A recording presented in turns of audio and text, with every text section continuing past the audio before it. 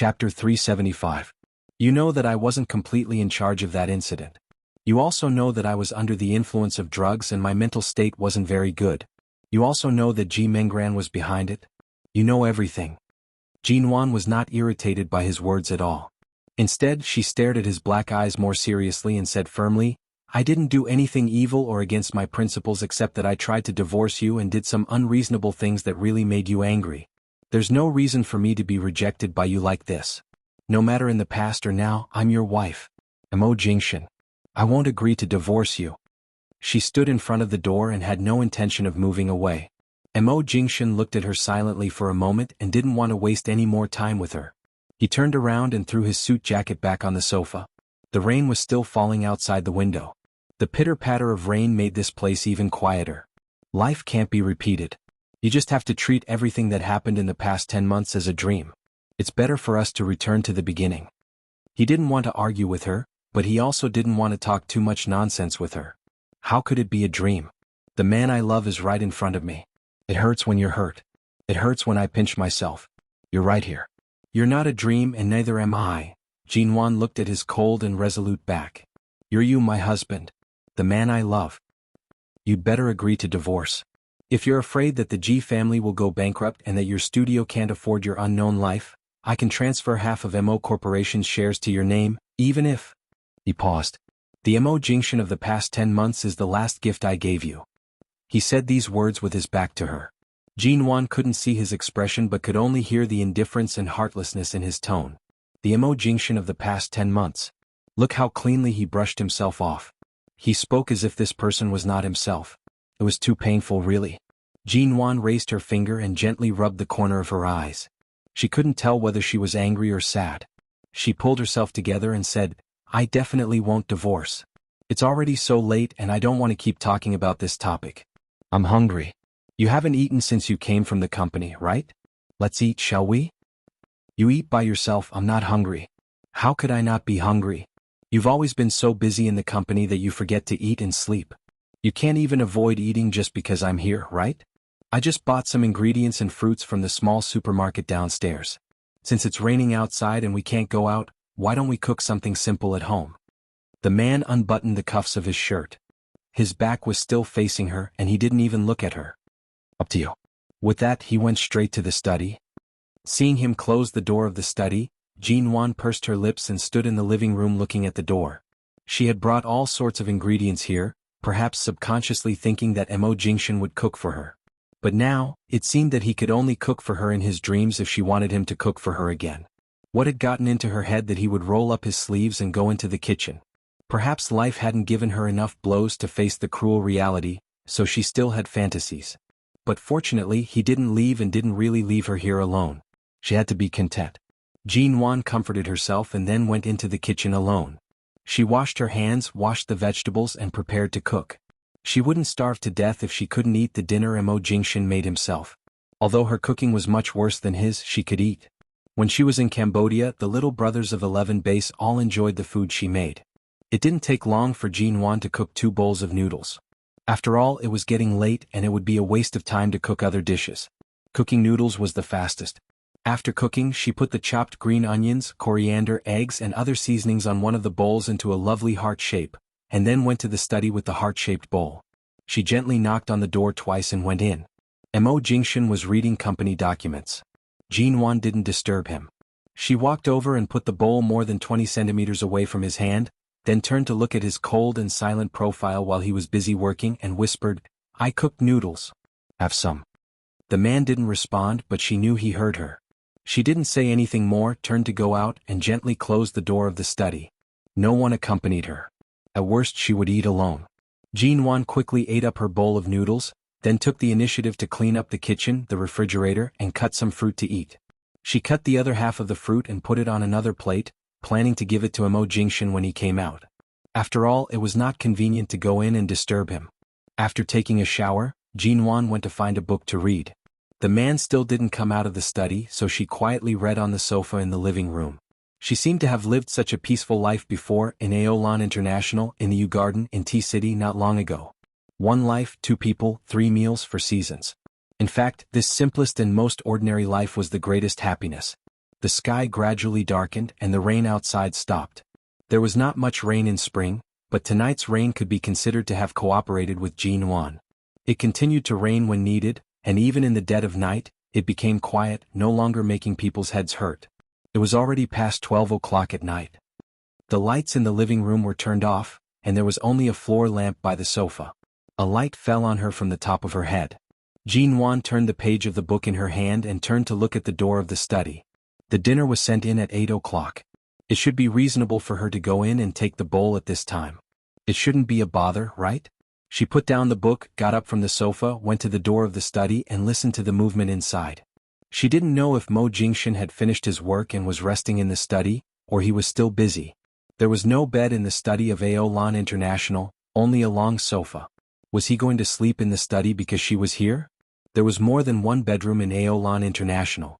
He didn't have to suffer so much. Jin Wan gently pushed the door open and saw that the light in the study was still on. The man who had been reading the documents of the company was still reading the documents in front of the computer and didn't pay attention to the sound of the study door being pushed open by her again. "Why aren't you sleeping?" Jin Wan asked in a low voice. Knowing that he wouldn't answer her, Jin Wan didn't wait for him to answer. She glanced at the table beside his hand and found that he hadn't eaten the bowl of noodles she sent in a few hours ago. Chapter 376. And the noodles were cold and completely lumped together. He hadn't even touched them in the past few hours. Jin Wan suspected that he didn't even look at the bowl of noodles she brought in, let alone touch it or eat it. Even if he was hungry, he didn't intend to eat the food she made? Was it really so hard to cross the gap of 10 years between them? Jin Wan didn't speak but just looked at the man's back. She abruptly walked over, picked up the bowl of cold noodles, and turned to leave without saying a word. However, when she walked out of the study, she didn't control her strength, and the door of the study was slammed shut with a loud bang. The hand of the man in the study paused on the mouse for a moment. Then, without a trace, he continued with his previous work. Just 10 minutes later, the man got up and walked out of the study just because he heard the sound of food. When he opened the door, he saw that Jin Wan had put the bowl of cold and lumped noodles on the coffee table. She sat on the sofa, holding a pair of chopsticks and lowering her head to eat seriously. "What are you doing?" This was probably the first time Mo Jingshan had taken the initiative to speak to her since he woke up from his 2-month sleep. But there was still no warmth in his voice. Jin Wan silently ate the bowl of cold and now quite unpalatable noodles. She ignored him and continued to pick up the noodles that could no longer be connected and stuffed them into her mouth. Mo Jingshan looked at her darkly, walked over, and moved the bowl of noodles away from her eyes. "The noodles are cold. What else do you want to eat? Are you deliberately making things difficult for your stomach?" Jin Wan's expression was indifferent. She raised her hand to wipe the soup stains on the corner of her mouth and looked up at him. "Even if you don't eat, your stomach is fine. I just ate a few bites of cold noodles. What can I do? Am I so fragile? I cooked the food you don't want to eat. If you don't want to eat it, I'll eat it myself." The man looked at her with almost incomprehensible eyes. Seeing Jin Wan's firm expression, he frowned coldly, threw away the bowl of noodles and didn't let her eat any more. The noodles were gone, but Jin Wan didn't say much. She put the chopsticks on the coffee table and sat on the sofa watching the man throw the empty bowl on the table. "Mo Jingshan, are you afraid that I'll have a stomachache from eating something cold? Are you feeling sorry for me?" she asked. The man didn't look at her. Some of the soup had splashed on his hand. He pulled out a tissue from the coffee table and wiped his hands expressionlessly. At the same time, he said expressionlessly, "I don't want you to get a stomach problem and call the doctor tomorrow morning because of a stomachache. It'll waste my time." "Is it so hard to admit that you can't let go of me?" Jin Wan stared at her. A mocking smile appeared on the man's expressionless face. He coldly glanced at her. "It's a disease to think too highly of yourself. Jin Wan, you're seriously ill." "Probably. He is seriously ill," Wang Yao said. Jin Wan leaned back on the sofa and looked at him. "You're so cold and heartless to me, but I feel that you love me very much." The man's face could no longer be described as expressionless. Instead, there was a deeper coldness and determination. The air fell into a strange silence. The man didn't speak and neither did Jin Wan.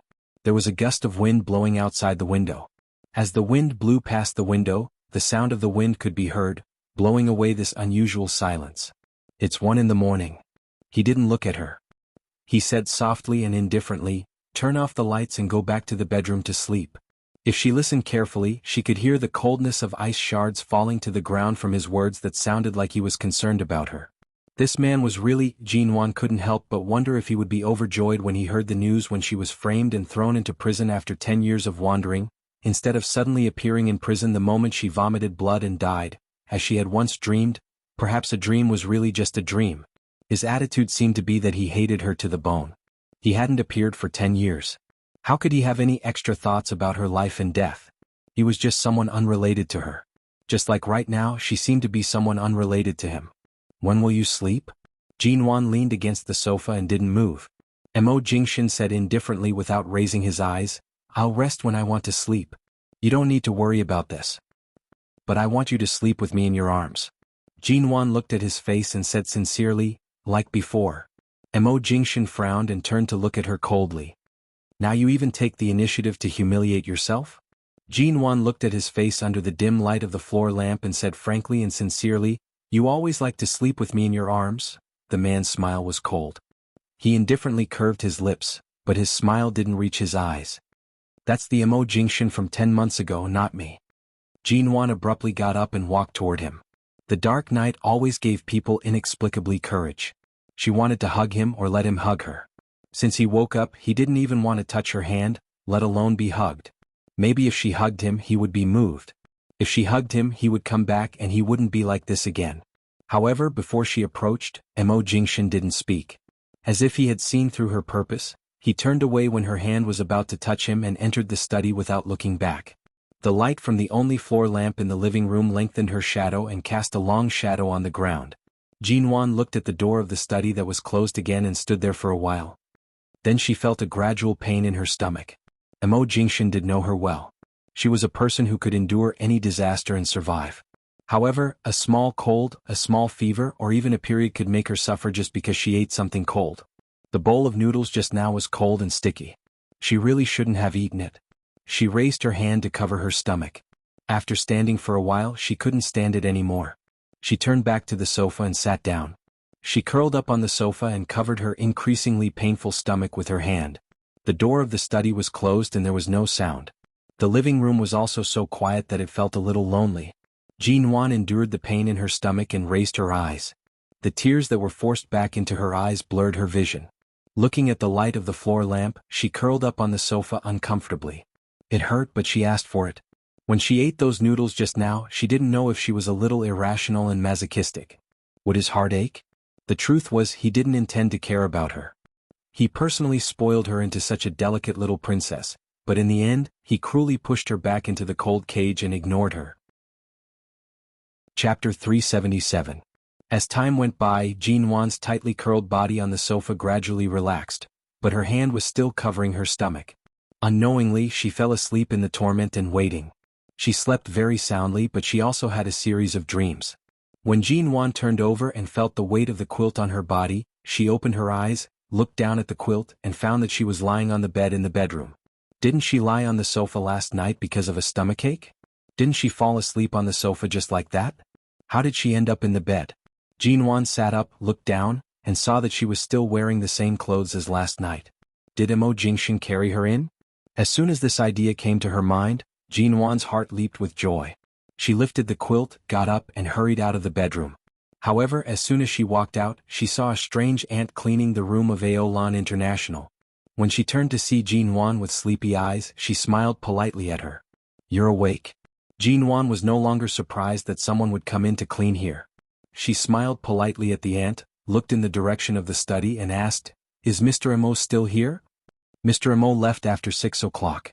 The ant wiped the coffee table with a clean rag and said, I came at 6 o'clock and saw you sleeping on the sofa without even covering yourself with the quilt, so I helped you into the bedroom to sleep. Mr. Mo left very early. You should be in the company now. The little flame that had just risen in Jinwan's heart was instantly extinguished as if a basin of cold water had been poured over it. You helped me into the bedroom? Jinwan fixed her eyes on the ant. The ant was still wiping the coffee table and the surrounding table pillars. She didn't look at Jinwan and said seriously while wiping, Yes, it's still a little cold indoors in spring. I thought you might catch a cold if you slept like this, so I helped you in. Jinwan didn't speak anymore, turned to the study, opened the door and walked in. She saw that the computer, books and other things in the study had been tidied up by the aunt, and there was no trace of Mo Jingshan's work last night. It seemed that she was the only one here last night and no one else had existed. The aunt cleaned up the room so quickly that the room was filled with the light and elegant fragrance of freshener and wash things, but there was no smell of Mo Jingshan. Would you like breakfast? I've made toast and milk in the kitchen. If you don't like it, I can make some porridge or noodles. The auntie turned to wash her hands and then came out to ask Jinwan. I'm not hungry, Jinwan said indifferently and was about to return to the bedroom. But you have to eat breakfast. You don't look well. Are you feeling unwell? No, maybe it's because I didn't sleep well. Jinwan didn't want to say more. She went back to the bedroom and closed the door. Then in an instant, her legs seemed to lose strength, and she leaned against the door without moving. Mo Jingshan couldn't even be bothered to look at her. When he returned to the study, he was so cold and decisive. How could he possibly care if she had a stomachache on the sofa in the living room? Was he really thinking too highly of himself? Jinwan closed her eyes. When she opened them again, she looked out of the window. From this angle, she could see where the Mo Corporation building was. The building was dozens of floors high and had a fully tempered modern exterior. It was particularly eye-catching among the many high-rise buildings around it. Her eyes were fixed on the top floor of the building. The glass on all sides reflected the golden rays of the sun, but it was so cold that she couldn't see the staff coming and going inside and the man in a certain top-floor office. Not long after, the auntie came to knock on the door. Jinwan opened the door and the auntie handed her a glass of hot milk. Have a glass of hot milk. It's better for your stomach to drink it hot. Thank you, I don't. Jinwan suddenly paused and looked up at the kind auntie. How do you know I have a stomachache? The auntie paused and then smiled at her kindly and gently. When you fell asleep on the sofa, your hand was pressed against your stomach, so I thought you might have a stomachache or stomach discomfort. Is that so? Jinwan asked. The auntie smiled again. You'd better drink the milk while it's hot. Seeing that the auntie didn't intend to answer, Jinwan took the glass, touched the edge of the moderately warm glass, and then looked at the thin auntie. The auntie looked thinner than her. How could she possibly support her? Jinwan clearly remembered that she had been sleeping soundly. If she had been supported back to the bedroom, she would have felt something, but she didn't feel anything at that time. Besides, the auntie was so thin. Even if she had been supported, she couldn't have been so steady. If she had been carried, the auntie would never have been able to carry her. Besides, she was usually very alert when she slept. Unless the person holding her was Mo Jingshan, she would habitually feel safe and wouldn't suddenly wake up. The apartment in Aolan International was so large that the distance from the sofa in the living room to the bedroom was not close. During the period when she was taken into the bedroom, if the auntie had supported her, how could she not have felt anything? Jinwan put the glass to her mouth, slowly took a sip and then looked at the auntie again. Seeing that the auntie didn't look at her for too long, she smiled and turned back to do her work. Jinwan stood by the door, drank the milk, looked at the sofa and then looked back at the bed in the bedroom. The period after returning to High City was the busiest. Not only was Mo Jingshan busy, but Jinwan was also very busy. With the steady and gradual rise of the domestic real estate industry in the past 6 months, her studio had become the hottest cooperation target of many real estate companies. For a long time, Jinwan had to travel all over the country to acquire potential land in other cities or to expand the studio's other business projects, including some projects related to the tourism industry. The income was indeed considerable, and Jinwan's figure appeared in the domestic financial news again and again. For 2 whole months she didn't stay in High City much. When she came back to rest for a day or two, she had to attend meetings in the studio or receive tenders and managers of certain real estate companies. Occasionally she would take a few hours to go back to the U Garden or Aolan International, but she didn't see Mo Jingshan. Chapter 378. Jinwan knew that this was an achievement that Mo Jingshan could have achieved 10 years ago, but for Mo Jingshan 10 years later, everything was within his reach. Jinwan's studio was also becoming more and more mature. She gradually had to deal with some more high-end partners and occasionally had to fly to Hong Kong, Japan and other places. She was very busy. And in the next month, Jinwan lingered in the company of her partner in the United States for a contract worth $300 million. This time only she and Xia Tian were in the United States. Every day they were busy with work and meeting the superiors and leaders of the business partners. They could hardly leave the company in the hotel. During this period, when she had time, she would call the U Garden and ask if Mo Jingshan had gone back to live recently. The answer was no. The password of Aolan International was still her birthday and hadn't been changed. Every time she went back, Mo Jingshan didn't go back to live. When she was very busy, Jinwan would only send a text message to Mo Jingshan before going to bed, telling him what contract she had signed today or what problems she had faced today.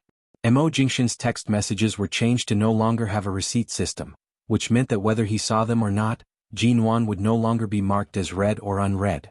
So Jinwan didn't know whether he saw what she occasionally wanted to say to him or not. But he didn't reply to any of her text messages. As for calling Mo Jingshan, she had indeed called him. In the first busy month, when she finally found time to rest, she called him to talk to him. The first few times the call went through, but the man was still cold and distant. No matter what she said, he would just say a few words and hang up the phone. Or he would directly ask her on the phone when she would come back to sign the divorce agreement and tell her not to waste any more time with him. Every time she called him, she was half frozen to death and then died. Jinwan didn't want to hear him mention the divorce again, so she simply stopped calling him and changed to text messages. But he really didn't reply. It was really terrible for a man who was deeply in love to suddenly be heartless. Such a busy work lasted for more than 3 months. High City spring had long passed and summer had come. Not long ago, Shine in the United States held several shareholder meetings and released a piece of news that Shine Group would begin to expand into the internet field in China and set up an internet company in High City. It would be temporarily incorporated into the merged Shine Mo Corporation and would be fully managed by Mo Jingshan. Shine in the United States would send a project leader to assist in the management of the new company. Mo Jingshan became busier. Even when Jinwan finally returned to a stable pace of life and was no longer so busy, she could hardly see him. He was either in the company or on a business trip. He was traveling around the world, but he was not in her sight. It was as if he was very far away from her world. Jinwan had taken some time to chat with Shinmu. Shinmu said that CEO Mo was really busier than ever. In fact, there were many times when he could find time to rest, but he was like a cold machine, indifferent to everything and almost treating the company as his home. Sometimes he was so busy that he didn't even have time to eat. Often, when everyone got off work and went to rest, he was still busy with meetings with other foreign partners.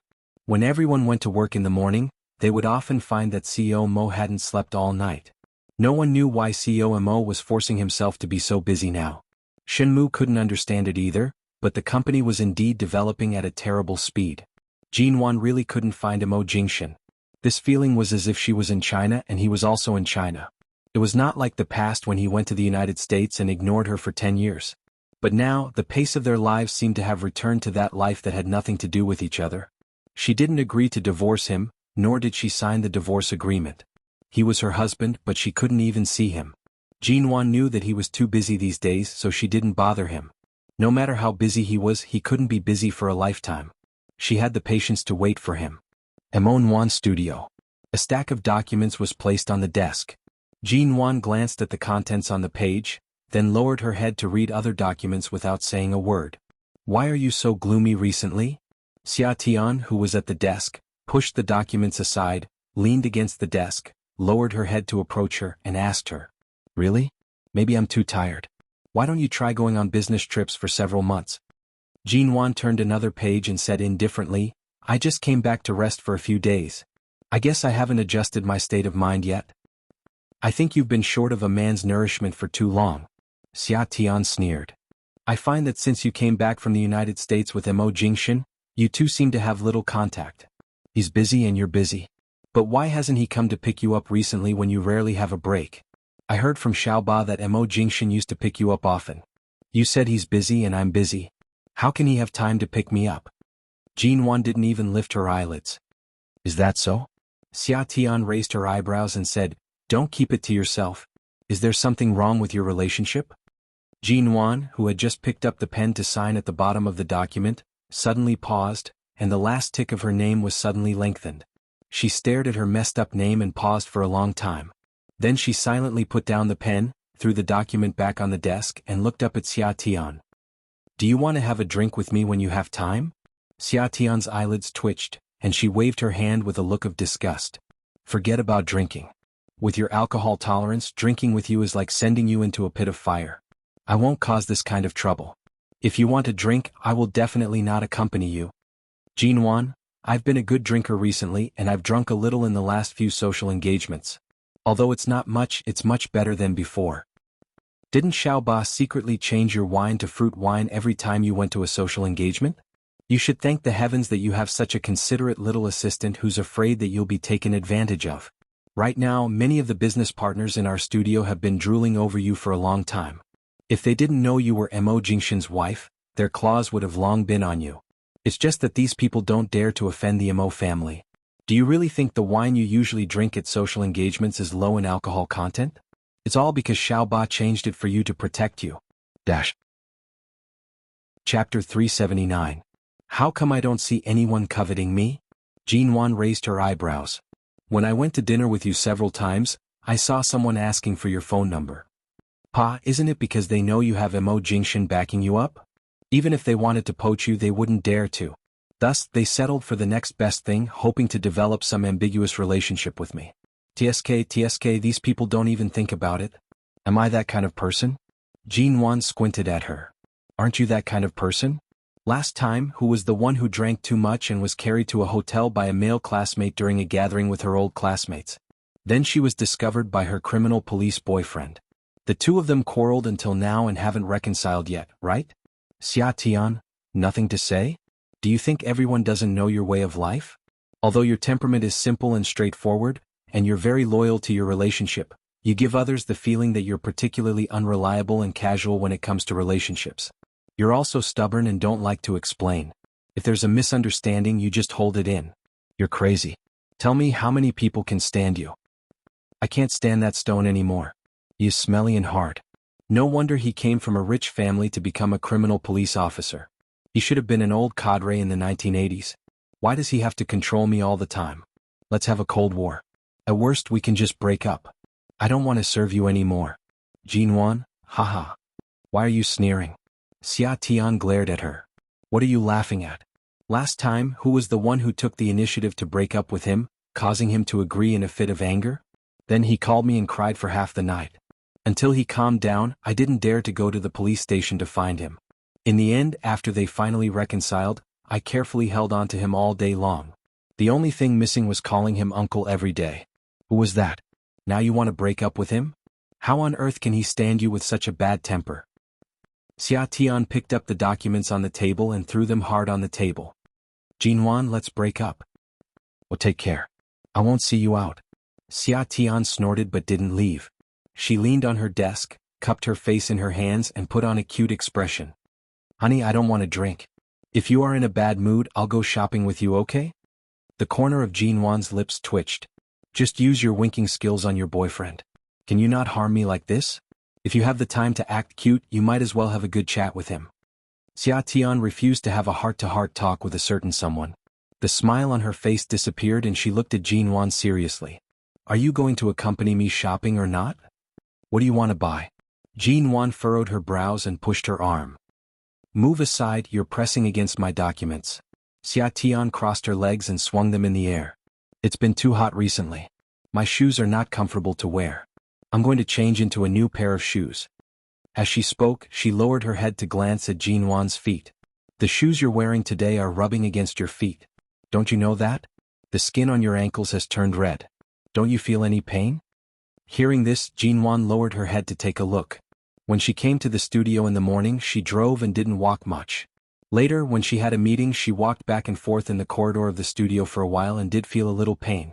However, Xiaoba had something to talk to her about, and they went to the meeting room while talking, so Jinwan didn't take it too seriously. Later, when she returned to the office, she had been sitting here, and the pain had lessened a lot. Reminded by Xia Tian, Jinwan moved her feet. It does hurt a little. Xia Tian patted her desk. Then let's go shopping and buy shoes together. After the meeting with the partners at 1 p.m., we can get off work early at 3 p.m. Let's go downtown together? What do you think? Jinwan didn't speak. She had planned to call Mo Jingshan tonight because she had asked Shenmu in the morning. Shenmu said that CEO Mo would be in the company today and had no meetings or social engagements in the evening. But seeing Xia Tian's eager expression, Jinwan couldn't bear it. All right? I haven't been shopping in a long time. Two women in a bad mood, apart from drinking to drown their sorrows, can only go shopping. You don't even plan to go shopping with me? Jinwan held her forehead. It's you who wants to break up, not me. Who said I'm in a bad mood? You wear a resentful face every day. Don't you feel it? Mo Jingshan has been so busy recently that he probably doesn't have time to talk to you. In the past, you were as happy as a peach every day. You almost let others know that you and your husband are having a good time every night, but now you're obviously in the cold palace. Do you dare to say that you're in a good mood? Why did there have to be such a creature in this world that could see through your thoughts at a glance? It really didn't feel good to be seen through at a glance. When they left the studio, it was already 3:30 p.m. Many large shopping malls didn't close until 10 p.m., but some more unique malls closed at 4:30 p.m.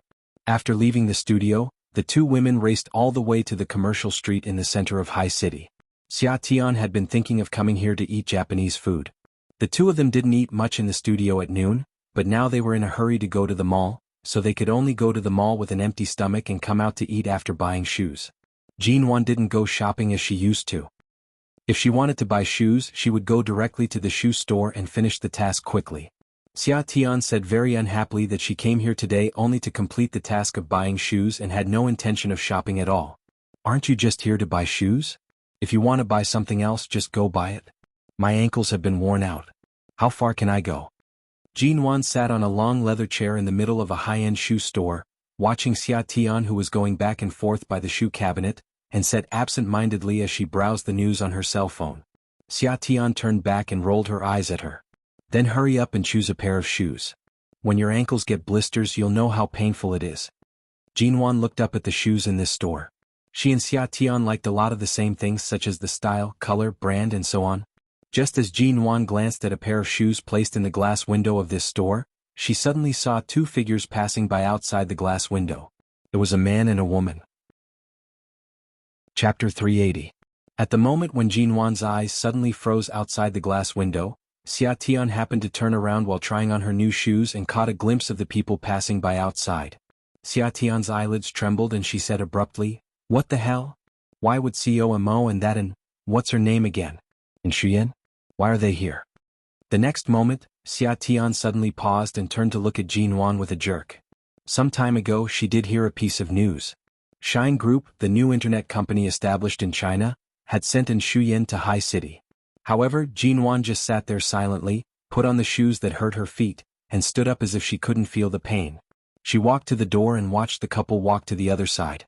Perhaps it was a woman's sixth sense, or perhaps Shuyan had already seen Jinwan sitting here, but when Jinwan walked to the door and looked out, and Shuyan turned her head to Mo Jingshan and whispered something with a smile. Mo Jingshan's back was still facing this direction, so she couldn't see his expression. At this time, Xia Tian put on her shoes and rushed out. Jinwan subconsciously raised her hand to hold her, asking in a low voice, "What are you doing?" "I'm going to beat the mistress." Xia Tian glared at her and looked like she was about to explode. What the hell does Mo Jingshan mean? Doesn't he love you so much that it almost penetrates into his bones? Now he's going shopping with a woman who's always harboring evil intentions towards him? Is he falling in love with someone else or trying to put a green hat on your head? Look at that in Shuyan, she's smiling so happily. Damn it. Let go of me and let me go. Jinwan put all her strength into her hand and held Xia Tian's hand tightly. Don't go. Why are you so scared? Now your husband is shopping with another woman. Jinwan, how can you tolerate this? Xia Tian glared at her angrily. Of course not. She was not scared. She didn't believe that Mo Jingshan didn't see her. This man had always been very perceptive. Even though she had been sitting in the window, there was no one else in the shoe store. When they walked over, they would have seen Xia Tian standing by the shoe cabinet and her. Mo Jingshan didn't believe that Mo Jingshan had not seen her. That's right, Mo Jingshan used to love her to the bone. But now he really froze her entire body, flesh and even her bones. Inch by inch, he cruelly extracted her like ice shards. Jinwan, they've already left. I know. You really don't plan to go? Why would I go there? When she turned back, she saw that Shuyan and Mo Jingshan were in a beverage area dozens of meters away from the mall. Shuyan was buying coffee, and the man's tall and straight figure was still there. Damn it. Xia Tian struggled to break free again. She wanted nothing more than to slap Shuyan across the face and send her to the 18th level of hell. Jinwan, however, dragged her away. Why are you leaving? Xia Tian looked at him with disappointment. Jinwan, you're not usually so timid. Bring out the temper you had when you were screwing those rich ladies. If you dare to be a steamed bun, I will be the first to not forgive you. This kind of thing definitely cannot be tolerated. Jinwan didn't say a word but pulled her hard in another direction. Xia Tian didn't expect her to be so strong. She stomped her feet angrily and was dragged more than 10 meters away. When she followed Jin Wan to the elevator, Xia Tian looked back again. Seeing that they were still there, she angrily rolled her eyes. After entering the elevator and reaching the first floor, Jin Wan let go of her and walked out quickly without looking back. Xia Tian wanted to call her back. The mistress was so arrogant. She couldn't let her go like this. But before she spoke, she suddenly paused, looked at Jin Wan's feet with a jerk, and hurried to catch up with her. Don't your feet hurt? Don't go. Just now they were almost blistered. If you walk like this, you will die of pain. It doesn't hurt. Jin Wan said indifferently and then continued to walk out without stopping, as if there was something terrible chasing her and biting her in the largest department store in High City. She couldn't wait to get as far away from it as possible. Jin Wan didn't say anything. It would be strange if it didn't hurt.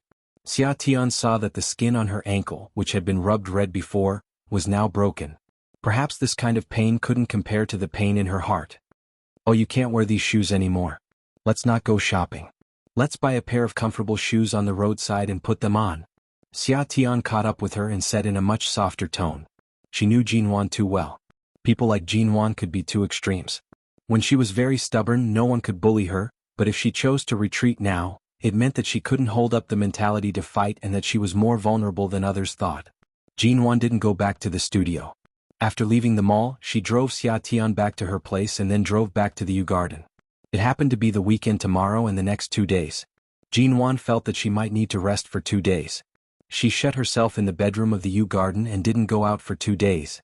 Auntie Chen came to ask her to eat, but she didn't go downstairs. Auntie Chen had to bring up the cooked food for her, only to find that Jin Wan had only taken a few mouthfuls of the porridge for breakfast and barely touched lunch and dinner. The U Garden was really too big and the bedroom was empty and too quiet. After passing by him in the mall, Jin Wan didn't send any messages to Mo Jingshan, nor did she call him or Shin Mu. In the past 2 days, Xia Tian came to accompany her once. Auntie Chen was afraid that she was uncomfortable because she had no appetite, so she went upstairs again and again to ask about her physical condition. Mo Jingshan didn't come back. It was as if he had completely walked out of her world. In the past 2 days, Jin Wan clearly understood one thing. In terms of who was more heartless and cruel, she was afraid that she really couldn't compare to Mo Jingshan. When he loved her, he could give her the greatest happiness and tenderness in the world, but when he decided not to love her anymore, he would uproot himself from her world, including his flesh and blood. He wouldn't care whether she was in pain or not. He only cared whether he left quickly or not. Could he really be so heartless to her so completely? Staying at home for 2 days, Jin Wan felt a little dizzy. When she got up on Monday morning, she almost couldn't get up. She rubbed her hair and forced herself to sit up. On the weekends, she could indulge herself and not eat if she didn't want to, but today she had to go to work and needed strength. So when Auntie Chen called her for breakfast this time, Jin Wan obediently went downstairs to eat. Although she didn't eat much, she tried hard to eat some. She wasn't the kind of person who couldn't live with her body when she encountered a little blow. Life had to go on and so did work. There was no turning back in life. In her previous life she fell again and again because she was too confused and too weak. Chapter 381. Boss, you are in a bad state of mind. Did you go out and stay up late to have fun during the weekend? You look more haggard on vacation than when you are on vacation, Xiao Ba said as she followed Jin Wan out of the conference room. Yes, I didn't sleep well, Jin Wan answered flatly. You can't stay like this. Next month, our studio will officially move to the office building in the city center. Now even the sign of our studio has been hung up. Our company's housewarming party will be held for 3 days in a row. All the partners and clients will probably come. You look like you will fall down at any time. You have to sleep well and eat well during the vacation. Otherwise, I'm afraid you won't be able to stand it for a day. Okay. Seeing that Jin Wan didn't seem to want to talk, Xiao Ba didn't follow her and went back to the office. At this time, Xia Tian happened to come over. She took a look at Xiao Ba and then at Jin Wan and asked Xiao Ba to go back to the assistant's office with a stern face. When Xiao Ba left, Xia Tian looked at Jin Wan, who obviously didn't eat or sleep well. I thought you would feel better if I let you rest at home for a few days, but look at you now. I might as well rush up and give Shuyen a slap. It's better than being so wrong now. Okay, that's enough. Jin Wan put a stack of documents in her hand. Go to Jiang City with me these 2 days. There is a problem with a piece of land in the tourist area. At that time, the document issued to me by Jiang City was missing a stamp. Now the higher-ups are using this reason to refuse to give us the ownership of the land, but the money has been paid. Xiaoba and the others can't handle this kind of behavior. We'll go in person. Recently, as long as Jin Wan talked about work, she was like a clockwork machine. She didn't care about anything except work.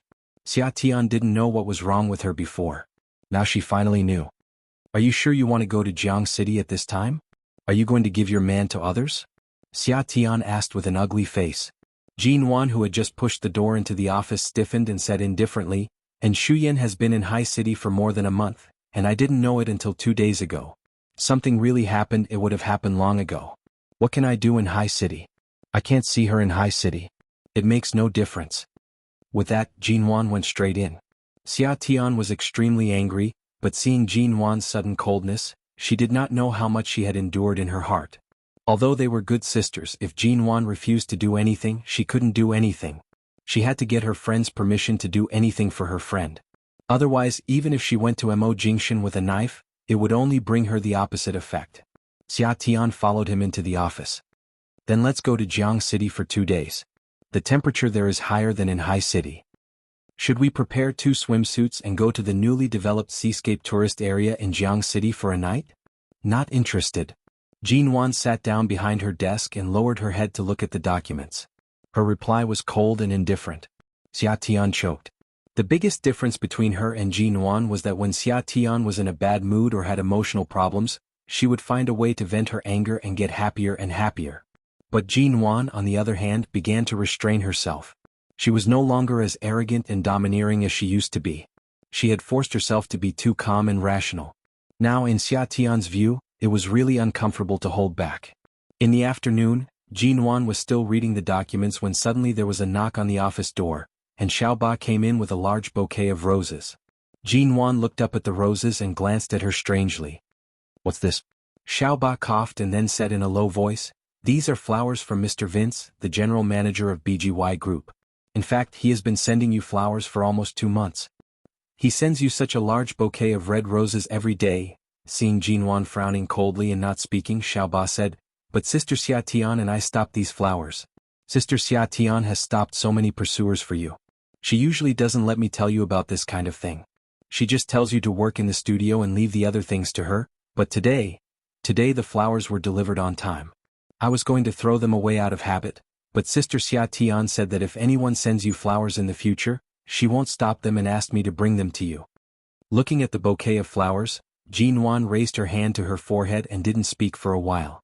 Xia Tian had nowhere to vent her anger, so now she simply wanted to help her develop a second love? This Mr. Vince was an overseas returnee in his 30s who looked gentle and wore gold-rimmed glasses. It was said that he had a master's degree in management overseas.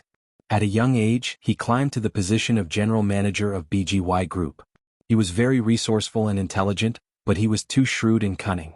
Jin Wan didn't like to deal with this kind of person, so when this man asked her to have dinner with him, she just thought he wanted to be polite to her because of their business relationship, but she politely refused him. She didn't expect that there was such a thing. No wonder every time she went to drive after work, she would find bouquets piled up in the nearby trash can.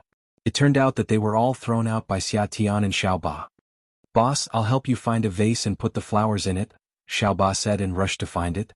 "No, throw it away as usual," Jin Wan said lightly. "By the way, call Mr. Vince back and tell him not to send me flowers in the future. It's not like he doesn't know that I'm married. What's the point of flirting with me with flowers? This may be the etiquette he's used to after he came back from studying abroad. There's nothing wrong with liking you.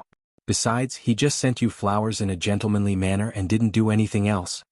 He has insisted on sending you flowers for so long. Every day when I throw them away, my heart aches," Xiaoba muttered. Jin Wan glanced at her. "So do you think a married woman like me should happily accept the flowers that other men send me every day? And even happily put the words he sent me in your office?" Chapter 382. After arriving in Jiang City because of the stamping problem, they were deliberately delayed by several scoundrels from the business and political circles, which caused the project of the tourist area land to be temporarily put on hold. Jin Wan and Xia Tian ran around using their connections everywhere, and it took them 2 days to finally get the missing stamp back.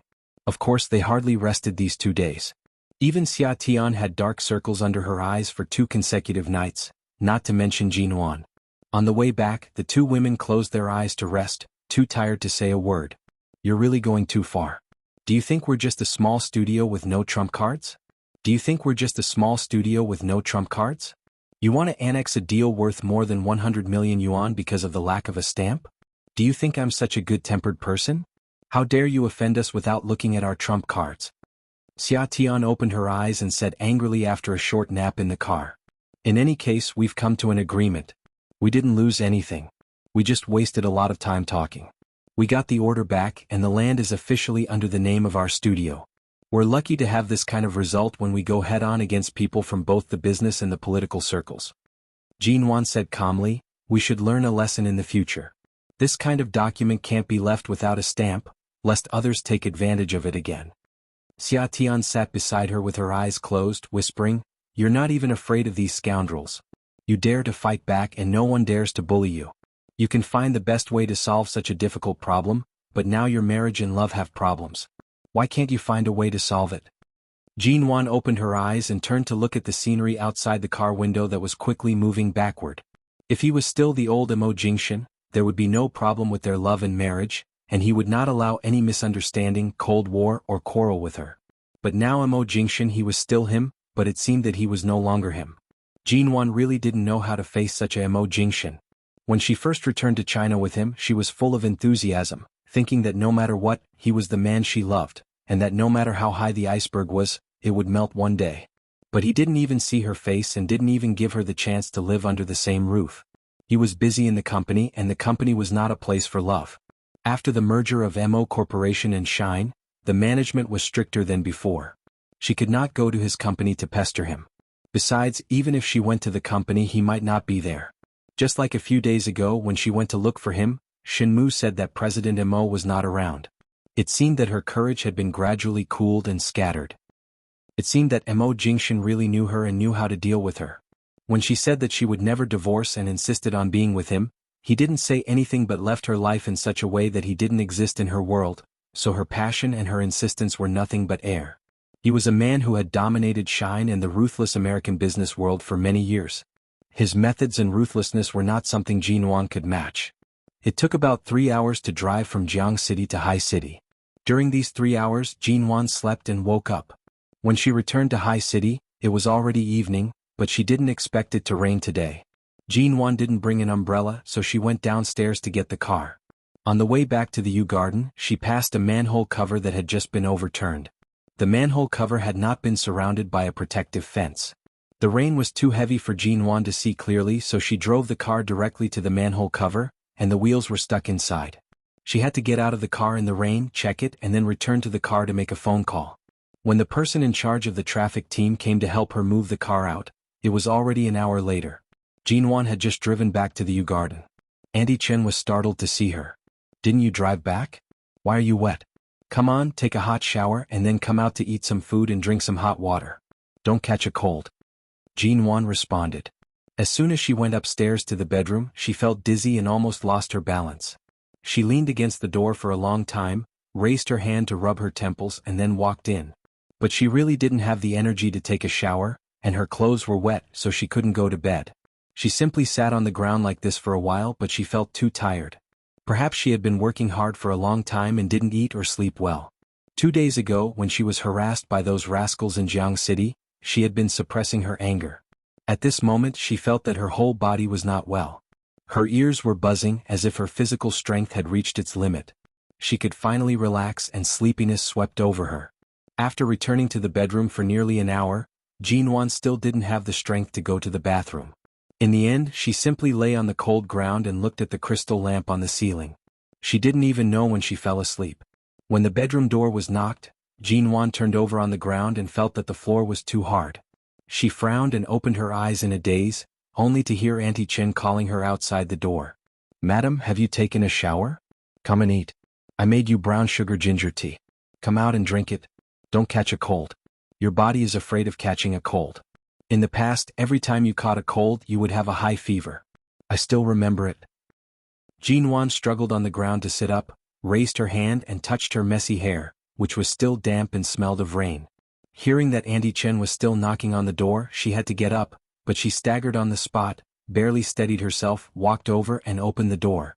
Auntie Chin saw her unusual face. "Oh, why do you look so pale? Haven't you taken a shower?" "No, I'll go down to eat first and then come up to take a shower," Jinwan said and went straight out. Seeing that she was still wearing wet clothes, Auntie Chin was about to say something, but then she remembered that Mr. Imo hadn't returned to the Yew Garden for months after Jinwan came back, and Jinwan had been particularly quiet during this period. Auntie Chin didn't say anything but hurriedly followed Jinwan downstairs, thinking that they must turn off the air conditioner in the hall, in case it was too cold. Jinwan walked down quietly. When she was still 5 or 6 steps away from the tiled floor of the hall, she felt more and more dizzy, and suddenly everything went black. She subconsciously tried to hold the handrail, but before her hand touched the handrail, she fell down, hit her head on the stairs and sank into darkness. Chapter 383. Seeing Jinwan's condition, the servants were startled. Someone rushed over and helped Auntie Chin to help Jinwan up, and someone hurriedly turned to make a phone call. In a flurry, as soon as the phone was connected, Jinwan woke up. Leaning against Auntie Chen's arms, she frowned and rubbed her aching forehead. At the same time, she heard the servant say to the phone, "Mr. Imo, Madam fainted and fell on the stairs. When can you come back, Mr. Imo?" Hearing this, Jinwan immediately turned her eyes. "Don't call him back. I'm fine." Her voice was very light, but the servant paused because of her words. Then she hesitated and came over with the phone. "Madam, Mr. Imo asked me to give you the phone." Jinwan was silent, took the phone and put it to her ear. The man's voice on the other side of the phone was casual and indifferent, but it was as cold as ever. Hearing it, she shuddered. "What? Can't you even do the most basic healthy lifestyle? In addition to catching a cold and having a fever, you even want to cripple yourself just by walking?" Jinwan didn't expect him to come back. Besides, she just fainted and lost her footing. However, hearing this, she still felt cold. "I didn't force you to come back. Just now, the servant was too concerned about me, so she made a fuss. Don't mind it. But the Yew Garden is our home. Are you going to never come back?" Mo Jingshin's tone was calm, making it impossible to guess his mood. "I can see that you like that place very much. The ownership of the Yew Garden property has been transferred to your name. Just this property alone is enough for you to live comfortably for the rest of your life. You won't follow the same footsteps and live a homeless life again." Of course, she wouldn't live like that again. She had her own job and a life she worked hard to support. Right now, Jinwan really didn't have the energy to pester him about these things that were not important to her. She tightened her grip on the phone and asked again, "Are you really not going to return to the Yew Garden?" There was no answer. Mo Jingshin hung up the phone. There was a cold cut-off sound on the phone. Jinwan listened for a long time, as if she couldn't be sure if he really hung up the phone, and as if she couldn't believe that he would suddenly hang up without saying a word to her. Mrs. Mo, Auntie Chin and the servants wanted to help her up, but Jinwan sat on the ground, looking down at the phone screen that had gone dark. "I'm fine. I just fell." Jinwan gently pushed Auntie Chen's hands away. "I can get up on my own. You can go and do whatever you need to do." "Madam, shall I help you to the dining table?" Auntie Chin asked softly. Jinwan nodded. It was not until Auntie Chin helped her up that she felt dizzy again. After helping her to the dining table, Auntie Chin suddenly raised her hand and touched her forehead. "When I helped you just now, I felt that your body was very hot through your sleeves. Do you have a cold or a fever? Shall I call a doctor?" "I'm fine. It's just a little rain. It's not that serious. I'll just drink the brown sugar ginger tea you just made." The man stood in the cold office, his long legs stretched out, and he walked unhurriedly to the floor-to-ceiling window. In the rainy night, there was not the slightest bit of light from the moon and stars. Even through the window, he could feel the bone-chilling coldness falling on the pure color of the office that was filled with documents. When Qin Sighting received the call, he had just gotten off work at the hospital. Seeing that it was Mo Jingshin, he picked it up. The man on the other end of the phone spoke in a low voice, clean and clear. "Find a doctor with medical ethics and skills similar to yours to go to the Yew Garden to see Jinwan." Qin Sighting's hand, which was about to open the car door, paused. "What's wrong with her? Don't I have to go myself?" "You don't have to go. Send someone she doesn't know." Obviously, he didn't intend to let Jinwan know that he sent the doctor. Qin Sighting frowned and was about to ask what he meant when the phone was hung up. Jinwan had just finished dinner and was drinking the brown sugar ginger tea Auntie Chen had made for her. Her pale face looked slightly red from the heat, and she was sweating a little. Then the doctor suddenly came. "Who called the doctor?" Jinwan asked. I just called Miss Feng Ling. Miss Feng said that she would ask Dr. Qin. It seems that Dr. Qin said that he wouldn't be in High City these days, so he sent a colleague from the hospital over. Auntie Qin told Jin Wan everything she had heard on the phone. Jin Wan glanced at the doctor, who smiled politely at her and said that it was Dr. Qin who sent him over. She nodded. Jin Wan's illness was not serious. It was just that she hadn't rested well these days and couldn't eat much. Her body was in a state of fatigue, and she had some signs of a cold and fever from the rain. Everything else was fine. She just needed to take cold medicine and antipyretics, rest more, drink more hot water and eat more to maintain her strength. She understood all of this. Hearing the doctor say that there was no problem, Auntie Qin was relieved. After the doctor left, Auntie Qin urged Jin Wan to take a hot bath. Jin Wan obediently went to take a bath and obediently went back to the bedroom to sleep after taking the medicine. But when she turned over on the bed, she looked at the empty other side of the bed and reached out to touch the bed. It had been a long time since she had Mo Jingshan's scent and warmth here. Sure enough, when he cared about her, even the slightest headache or fever could be hugged and coaxed. It was as if she was a fragile porcelain doll when she was sick. He wanted to hold her in his hands. But now she couldn't get sick at all. In his eyes, if there was even the slightest problem with her body, he would think that she was using some despicable trick to lure him back. Was the image of her in his heart that she would do anything to achieve her goals so deeply rooted? She felt so warm and happy when she hugged Mo Jingshan, but after all of this suddenly disappeared, she felt so lonely and lost. She wanted to give up and leave. She asked herself, did she really decide to give up like this? After such a long time, she couldn't be clearer about what kind of man Mo Jingshan was. No matter what he did, there would always be a reason. But what exactly was the reason that made a man who wasn't even afraid of death push her away again and again? Jin Wan sniffled. It was already late. Although her head hurt, she didn't feel sleepy. She sat up on the bed and stared at the snow-white wall under the lamp for a long time but still couldn't fall asleep. There were still a lot of things to do in the studio tomorrow. She had to sleep. She rubbed her head and turned to rummage through the drawer. She found a box of sleeping pills with only 2 or 3 pills. These pills seemed to have been bought by her when Ji Menggran was here. Chapter 384. After a busy day in the studio, Jin Wan had dinner with her business partners as usual. Xia Tian had declined the previous few social engagements. Today the heads of BGY and WK came to discuss the land purchase agreement, so Jin Wan had to show up. At 8 o'clock in the evening in the VIP room of the Royal Clubhouse in High City, Xiao Ba and another assistant were singing, and Jin Wan was discussing the cooperation with the head of WK. The heads of the two companies wanted her to have a few drinks with them, but seeing Jin Wan didn't look too good today, she asked for juice instead of wine and everyone agreed. Jin Wan was the only one in the entire room who didn't drink. Xia Tian came back and winked at Jin Wan, telling her to go out and hide. Jin Wan really couldn't stand the singing of Xiao Ba and the others, and the heads of the business partners kept leaning toward her, either sitting next to her or conveniently putting their hands on her waist. Seeing Xia Tian's look, she got up and walked out of the room quickly. When she went out, she happened to receive a call from Feng Ling. Mrs. Mo, I'm sorry. My mission here was delayed for more than 3 months, and I'll be leaving for High City in half a month. Is there anything I can bring back for you? You've just finished your mission. Take a break in the United States before coming back. I'm fine here. When I hired you, I was just guarding against those people in the United States, wasn't I? Now that Su Jilan and the Su family have fallen, and Director Mo hasn't done anything to me, my life has returned to normal and peaceful. You don't have to rush back. Mr. Mo signed a 3-year employment contract with me. Now it's not even a year. Of course I have to go back as soon as possible. All right. You insist on coming back when my studio is moving. At that time you'll probably have to do all the hard work again. You really have a busy life. Feng Ling smiled. I'll bring gifts for Xiao Ba and the others when I go back. What do you want? As long as you come back safely. By the way, you haven't cut your hair recently, have you? Didn't I tell you to keep it longer last time? I cut it. It's inconvenient when it's long. It's also convenient to tie it back. Do you like short hair so much? Isn't there a saying in China that 3,000 strands of worry? It's very comfortable and my head feels very light.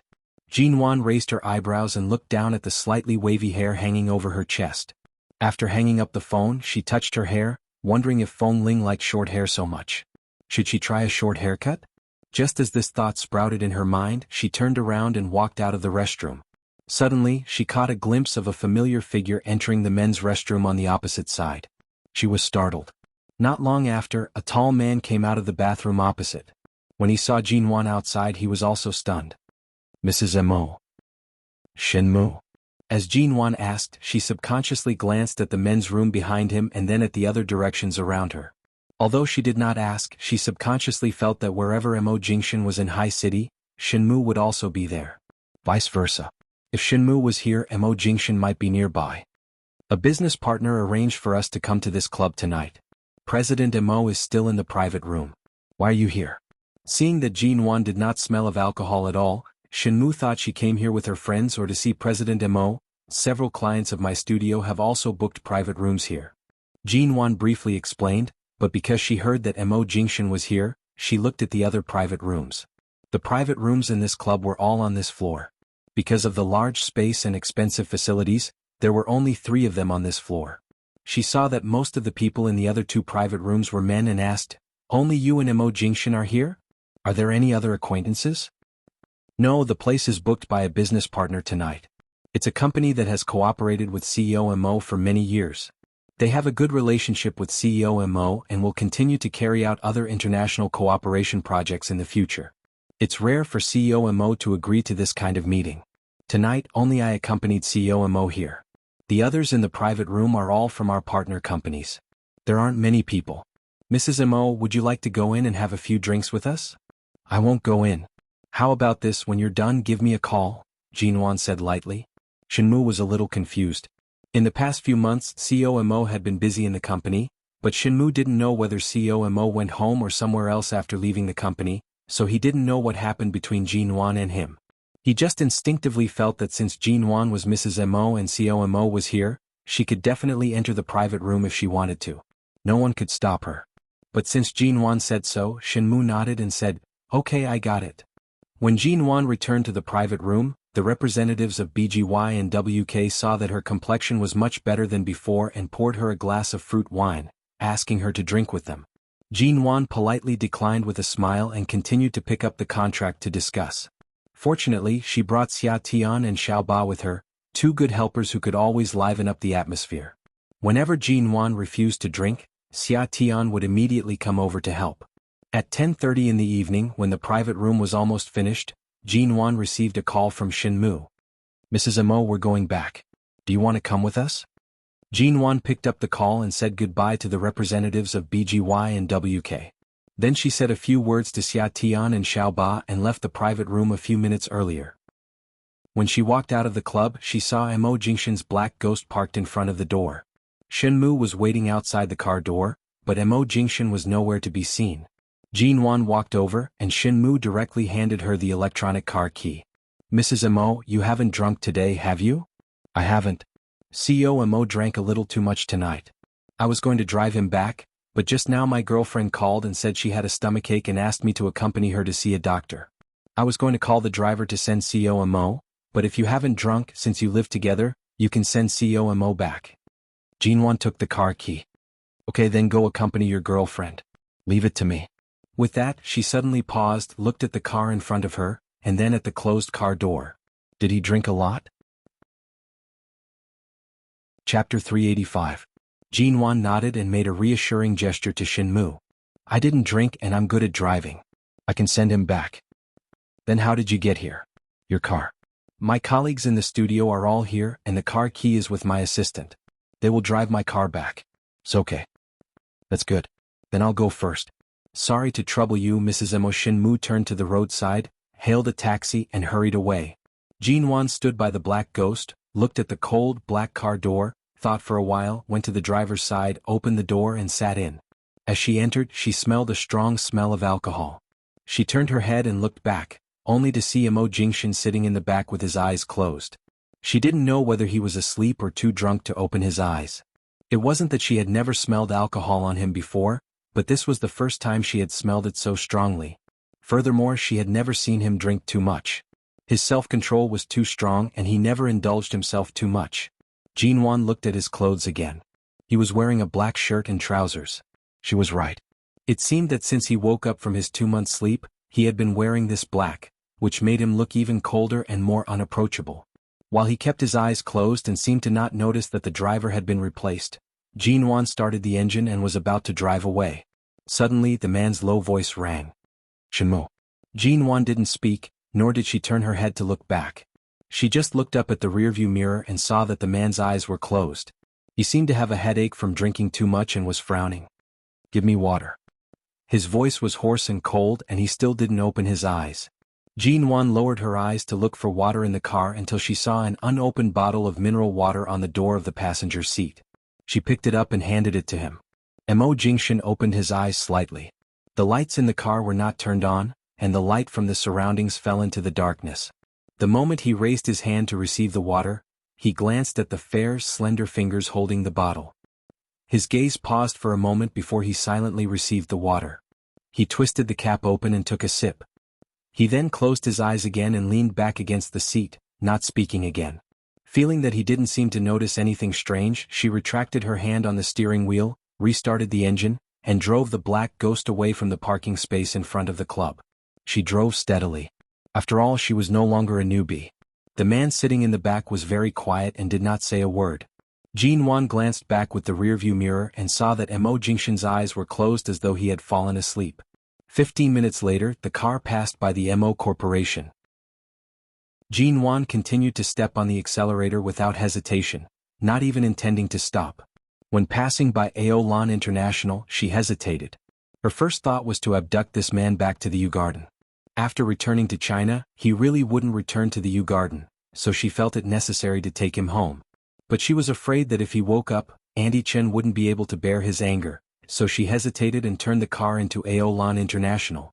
When the car stopped, Jinwan unfastened her seat belt and turned back to see that he still hadn't opened his eyes. She opened the door and got out of the car. Then she went around to open the back door and patted him lightly. The man's eyes were closed and he reeked of alcohol. Jinwan patted him again. No reaction. Was he really asleep? Jinwan simply reached out to hold his arm and pulled him out of the car. When the man got out of the car, his entire weight fell on her. She held him with some difficulty, reached out to close the car door, and then staggered all the way into the elevator in the underground parking lot.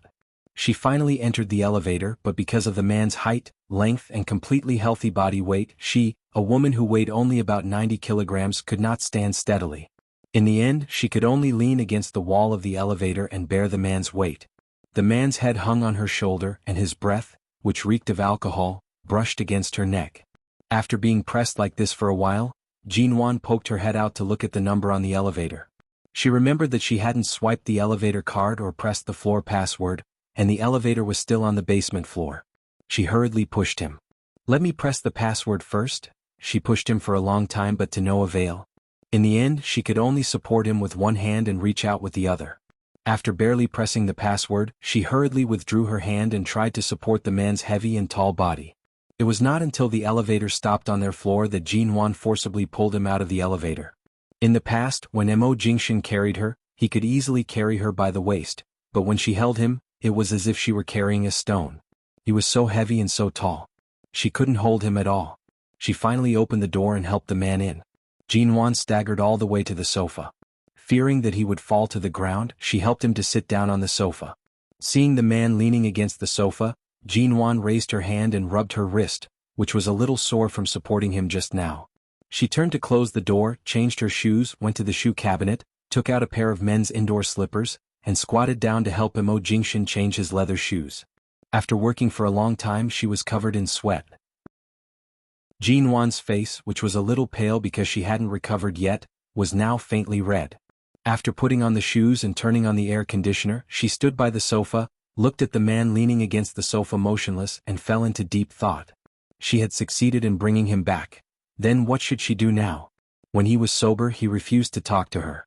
Now that he was so drunk, it was even more impossible for him to talk. At most, he could only be in front of her, where she could touch and see him.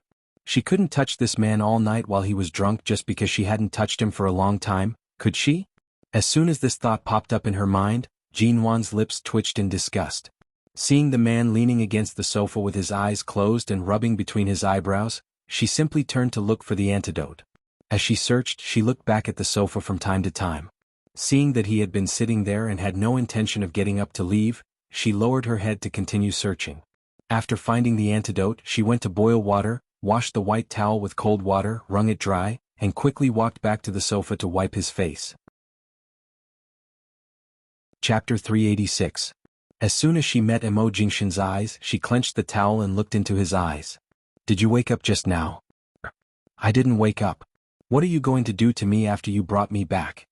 The man's eyes were deep and quiet.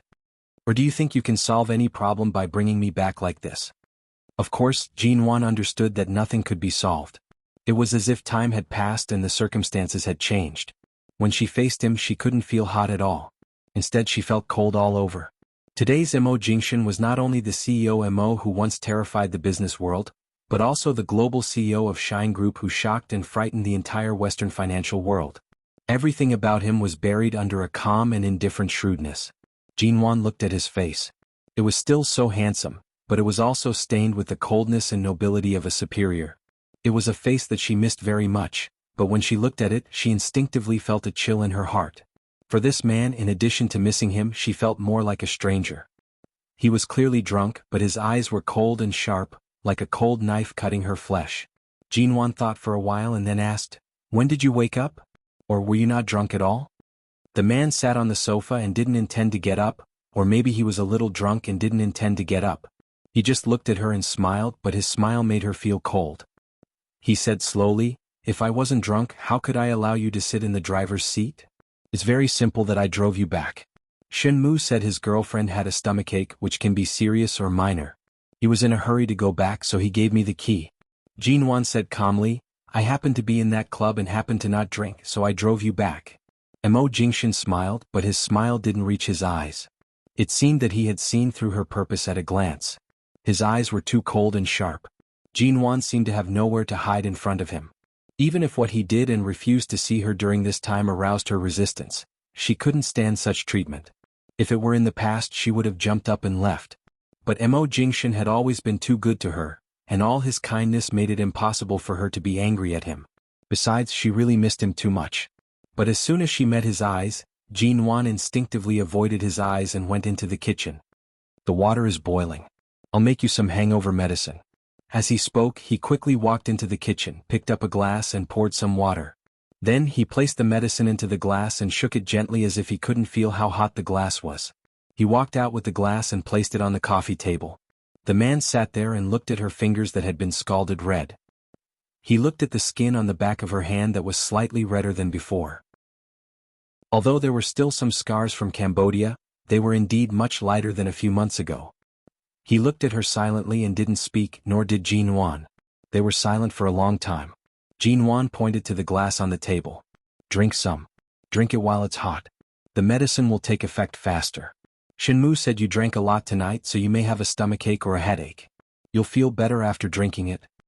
Mo Jingshan's face was expressionless, as if he wasn't even interested in the glass of water she poured for him. Or perhaps he was guarding against her. Against what?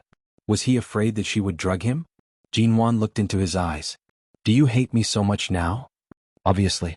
She paused and asked calmly, "When I was in the mall with Xia Tian, I saw you with Shuyen.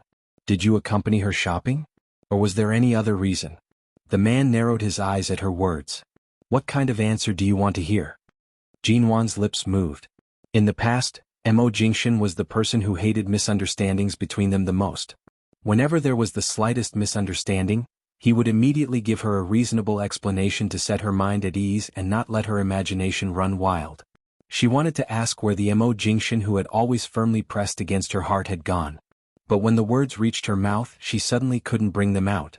Under the man's cold gaze, Jinwan stood behind the coffee table for a long time and said, "I can't understand whether your attitude toward me right now is disgust or wariness or... I don't know what else you mean, but from the beginning I just wanted to live a good life. I didn't want to cling to anyone. You remember everything in the past, so you should know that my feelings for you and everything I've done are real. Just like how you used to treat me, it's all very pure." Before she finished speaking, she heard the man chuckle. It was the kind of cold, mocking chuckle that came from his chest. It was very light, but she heard it. The man stood up, walked around the coffee table and the cup of sobering tea on it, and walked up to her. The clear and clean smell of his body mixed with the smell of wine. Subconsciously, Jinwan felt all the pores on her body contract as he suddenly took the initiative to approach her. She raised her eyes to look at him. At the same time, the man leaned down to her, and his breath fell on the skin of her cheek. Pure? Don't you feel embarrassed saying this word to me? Jinwan raised her head to look at him and looked at him with a stubborn and serious expression that would not be overwhelmed by his aura. Of course I don't feel embarrassed. I just learned a lesson and learned how to cherish, how to avoid all harm, and how to live a good life. I can bear the word, pure. It's the same for you, Mo Jingshan. My feelings for you are pure enough. It's fine if you don't believe me, but you can't completely deny me like this. She stared at him steadily. I can't easily give up on the man I once loved. A man who could even throw his life away for me. Right now, even if you directly stab a knife into my body, I won't say a single word. After all, the pain you've experienced is 1,000,000 times worse than mine. Marriage is mine, the man is mine, and the family is what I have to protect. You don't have the right to make me give up. Mo Jingshan raised her chin, his voice soft and slow. So stubborn? So affectionate? Jinwan saw the thick mockery in his eyes. His gaze was as dark and deep as ever, and his voice was as gentle and mild as ever. However, she raised her eyes to look at his cold expression. Aside from coldness, she could not capture any other emotions. Chapter 387.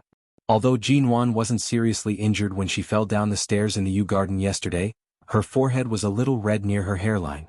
Other than a nude lipstick, she rarely used foundation, so the spot on her forehead was not covered. When she lowered her head and raised her head, the loose strands of hair fell back a little, revealing the red spot on her forehead. She held the glass in front of him and froze because of the man's gaze on her forehead. Neither of them spoke. The large space was so quiet that even the drop of a needle could be heard, but Jinwan's heartbeat was strangely particularly loud.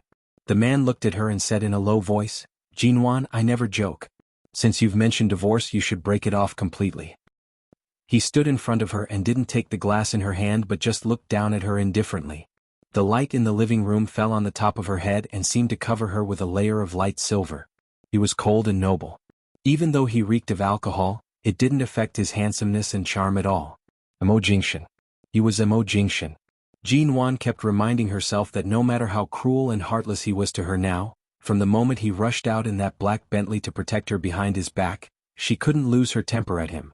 Maybe it was just a broken dream. Or maybe it was just a reality and she saw the real him.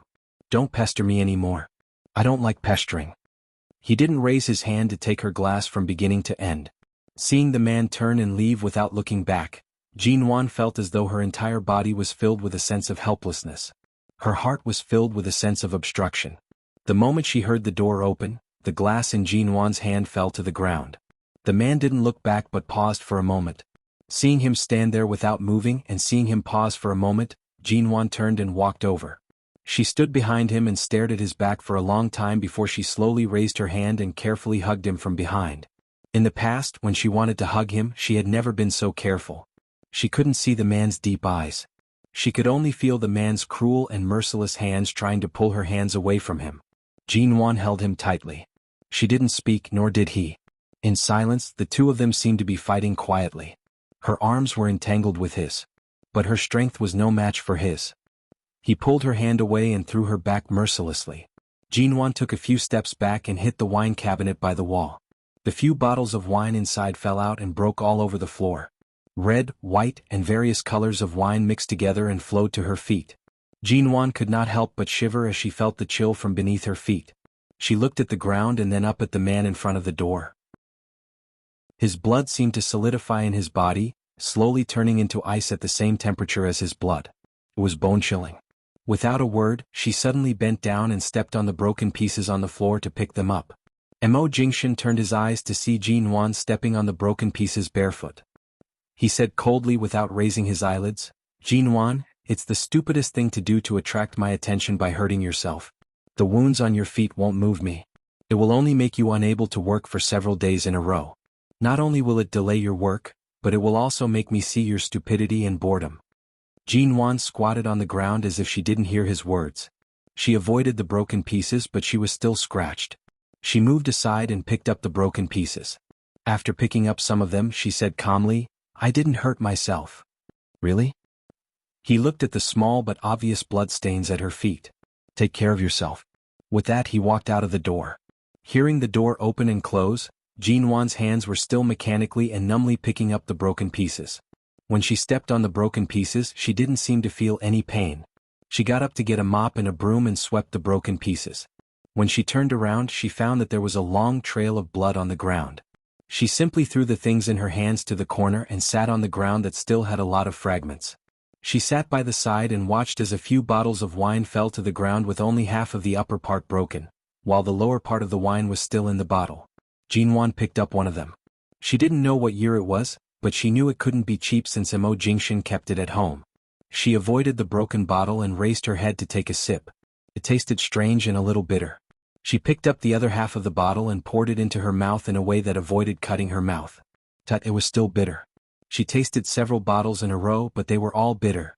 She smacked her lips and licked the corner of her mouth, only to find that it was the bitter taste in her mouth.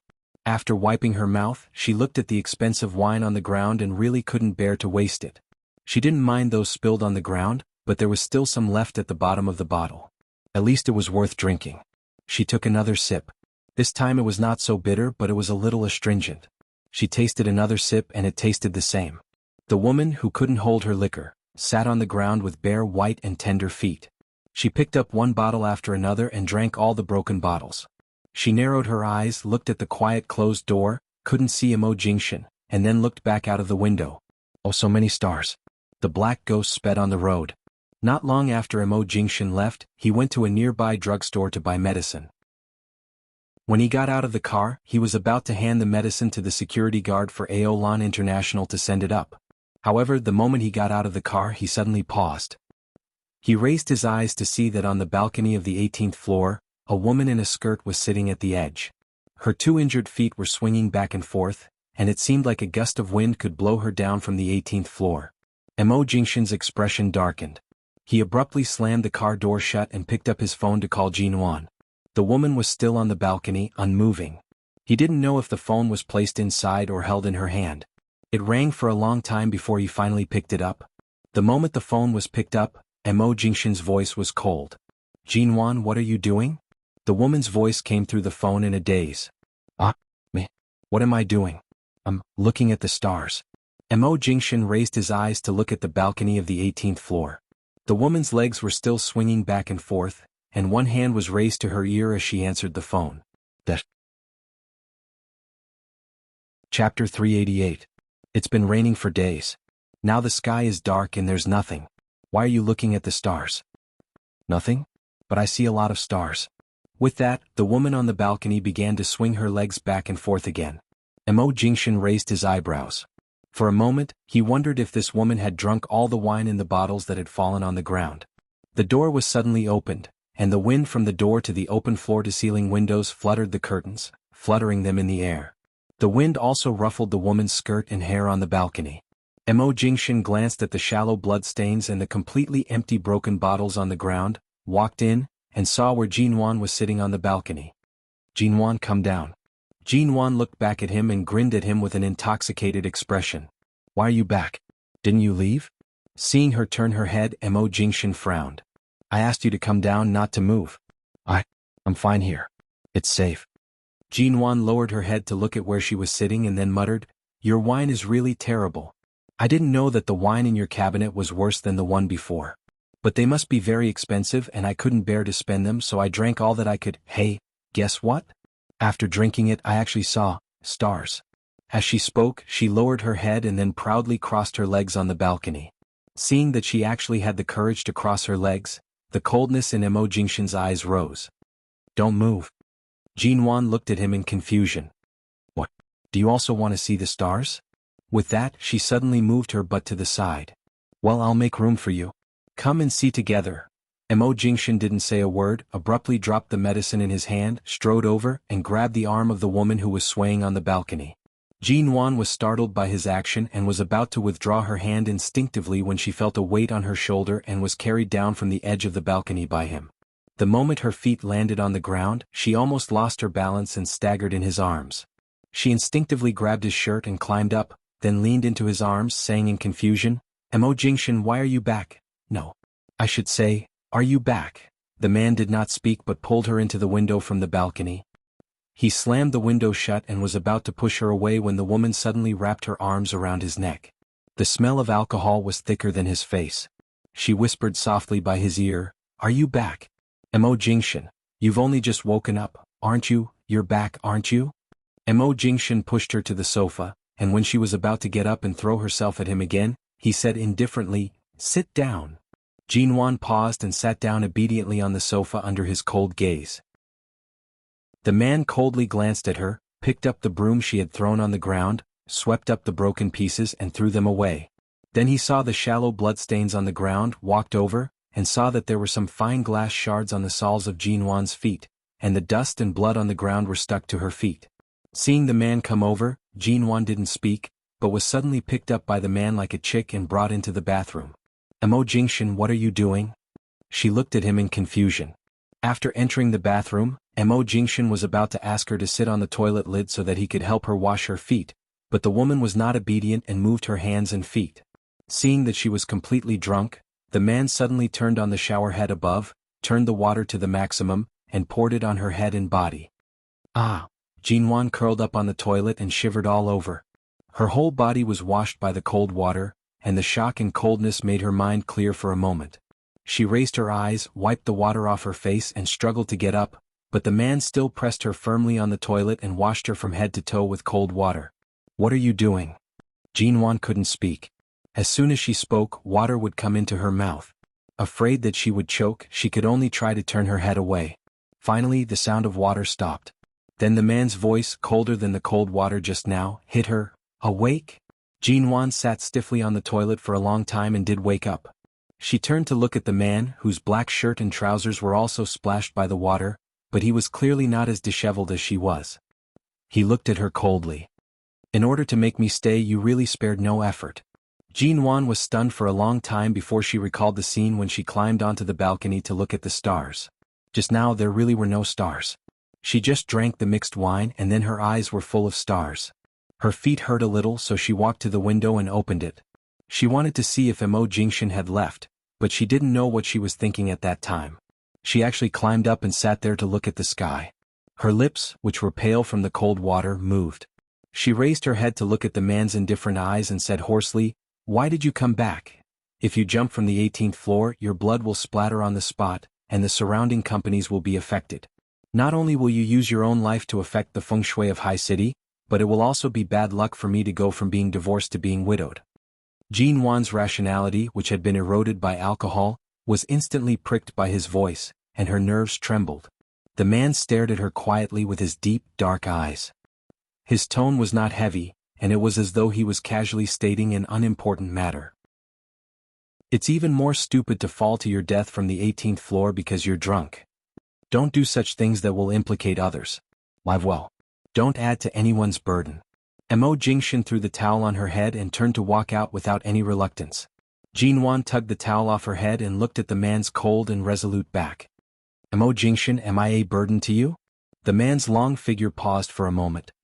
He did not answer, and his back was cold as though he had really pulled out of her world and would never enter again. Jinwan's eyelids drooped, and her eyes were half closed. Then she slowly stood up with some difficulty. Her long hair wrapped around her shoulders like seaweed, and her white dress was translucent and stuck to her body because it was drenched. She looked like a seductive water demon. Chapter 389. Jinwan put one hand against the door and raised the other to grab the man's sleeve. She turned her head and looked up at the man's indifferent eyes. "Say it, Mo Jingshan." The man's brows were full of indifference. He looked at her calmly and did not answer. "Say it." Jinwan slowly steadied herself in front of the door and held the door tightly with both hands behind her. "Say something even more ruthless and cruel. Let me give up completely. Say it." "What else can you do if you don't give up?"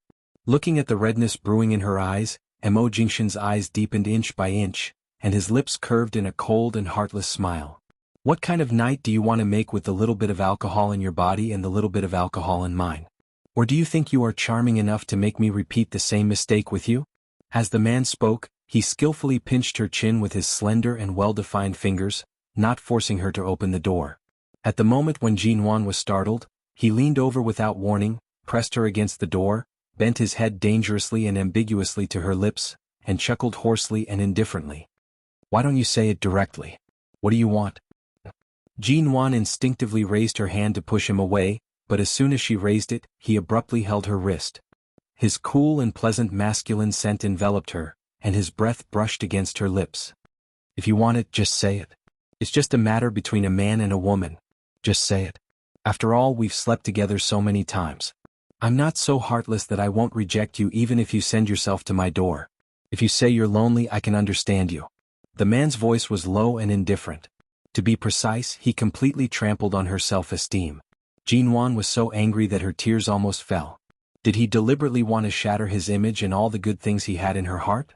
Feeling the man's head approaching, Jinwan subconsciously turned her head away, but he held her chin and turned her face back.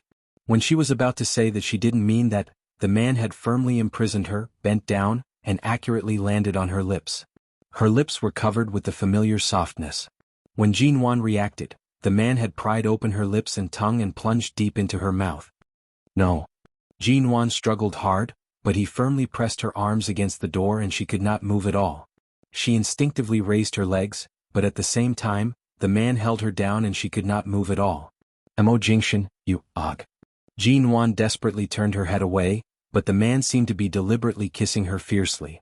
Again and again, he entangled himself in her mouth in a way that made her feel extremely uncomfortable and almost unable to breathe. Jinwan didn't know how long it had been since he last touched or kissed her. She only felt that under the entanglement of such a deep and heavy kiss, all her senses and nerves were trembling violently. Even her heart was beating violently. When the tip of her tongue was lifted, the man's merciless kiss slightly slowed down because of her uncontrollable tears falling into their mouths. For a moment, it seemed that the familiar Mo Jingshan was kissing her, kissing away the salty taste in her mouth, kissing away the wetness in the corner of her mouth, and was about to kiss away the tears on her face, when he paused for a moment. He held the back of her head and looked at her quietly with his deep, bottomless black eyes. He watched the woman lean against the door like a dying fish and breathe heavily because of the kiss a moment ago. Her eyes were red and full of tears. He was silent for a moment, and his eyes were so deep that she could not see through them. He slowly curved his lips. Is this what you want? Jinwan's brain trembled. The familiar gentleness at that moment almost confused her, but when the man spoke again, she instinctively tried to push him away. However, the man quickly took her into his arms, pressed her against the door, and held her firmly in his arms. The kiss that fell on her again was even more fierce and deep than before. Jinwan pushed him away in vain, but it had no effect except to make the man hold her more tightly. Her breath seemed to be cruelly robbed, and she fell limp in his arms because it was difficult to breathe. Mo Jingshan finally let go of her and withdrew from her lips. Jinwan's pale face had turned red, and her mouth was full of the man's refreshing taste. She leaned against the door softly and almost slipped down. Her hand weakly held on to the door handle to steady herself. She didn't even have the strength to raise her head to see the expression on his face. She could only hear his cold words falling on her head. Do you want more?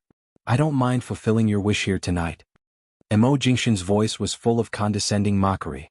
Since you still refuse to divorce from a legal point of view, it seems that I can indeed perform this kind of husband and wife duty a few more times before the divorce. I think you must miss it very much. Jinwan couldn't care about anything else. She leaned against the door, lowered her head and panted. Her fingers clenched the door handle, motionless. The moment she heard the man's cold smile and asked, "Do you want to continue?" She suddenly let go of the door handle, raised her hand and was about to slap him in the face. He didn't intend to stop her. He just stood motionless in front of her and looked at her. However, her hand still didn't fall but froze in the air. Looking at the man's cold expression, the image of the black Bentley that was smashed in front of her on the Los Angeles freeway that day flashed in front of her. Jinwan's hand froze in the air. Then she slowly put down her hand, clenched her fists, and her nails dug deep into her palms. Mo Jingshan, even if I left a bad impression on you, you can't forget all the feelings we have had for each other for so long. Do you really feel good about being so cruel and heartless to me? His lips curled into a cold and piercing smile. He looked at her with a deep and shallow gaze. She couldn't tell which of his words were true and which were false. His voice was indifferent. To be honest, even if you really jump off the balcony from where you are standing right now, I won't feel anything. Why would I feel good or bad? Jinwan's hand loosened and tightened and loosened again, and finally leaned against the door. She lowered her eyes to look at her bare feet, closed her eyes and then forced a smile. No one knew who she was smiling at.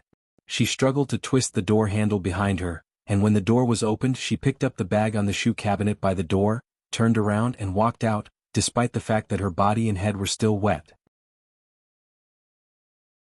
Chapter 390.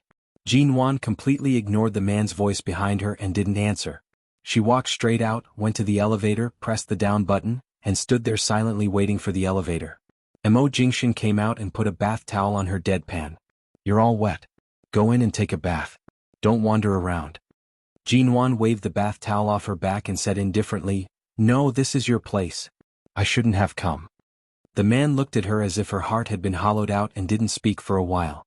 At the moment the elevator door opened, Jean Wan walked straight in. She had forgotten where she had taken off her shoes when she hurriedly helped him into the house. Anyway, it made no difference whether she wore shoes or not.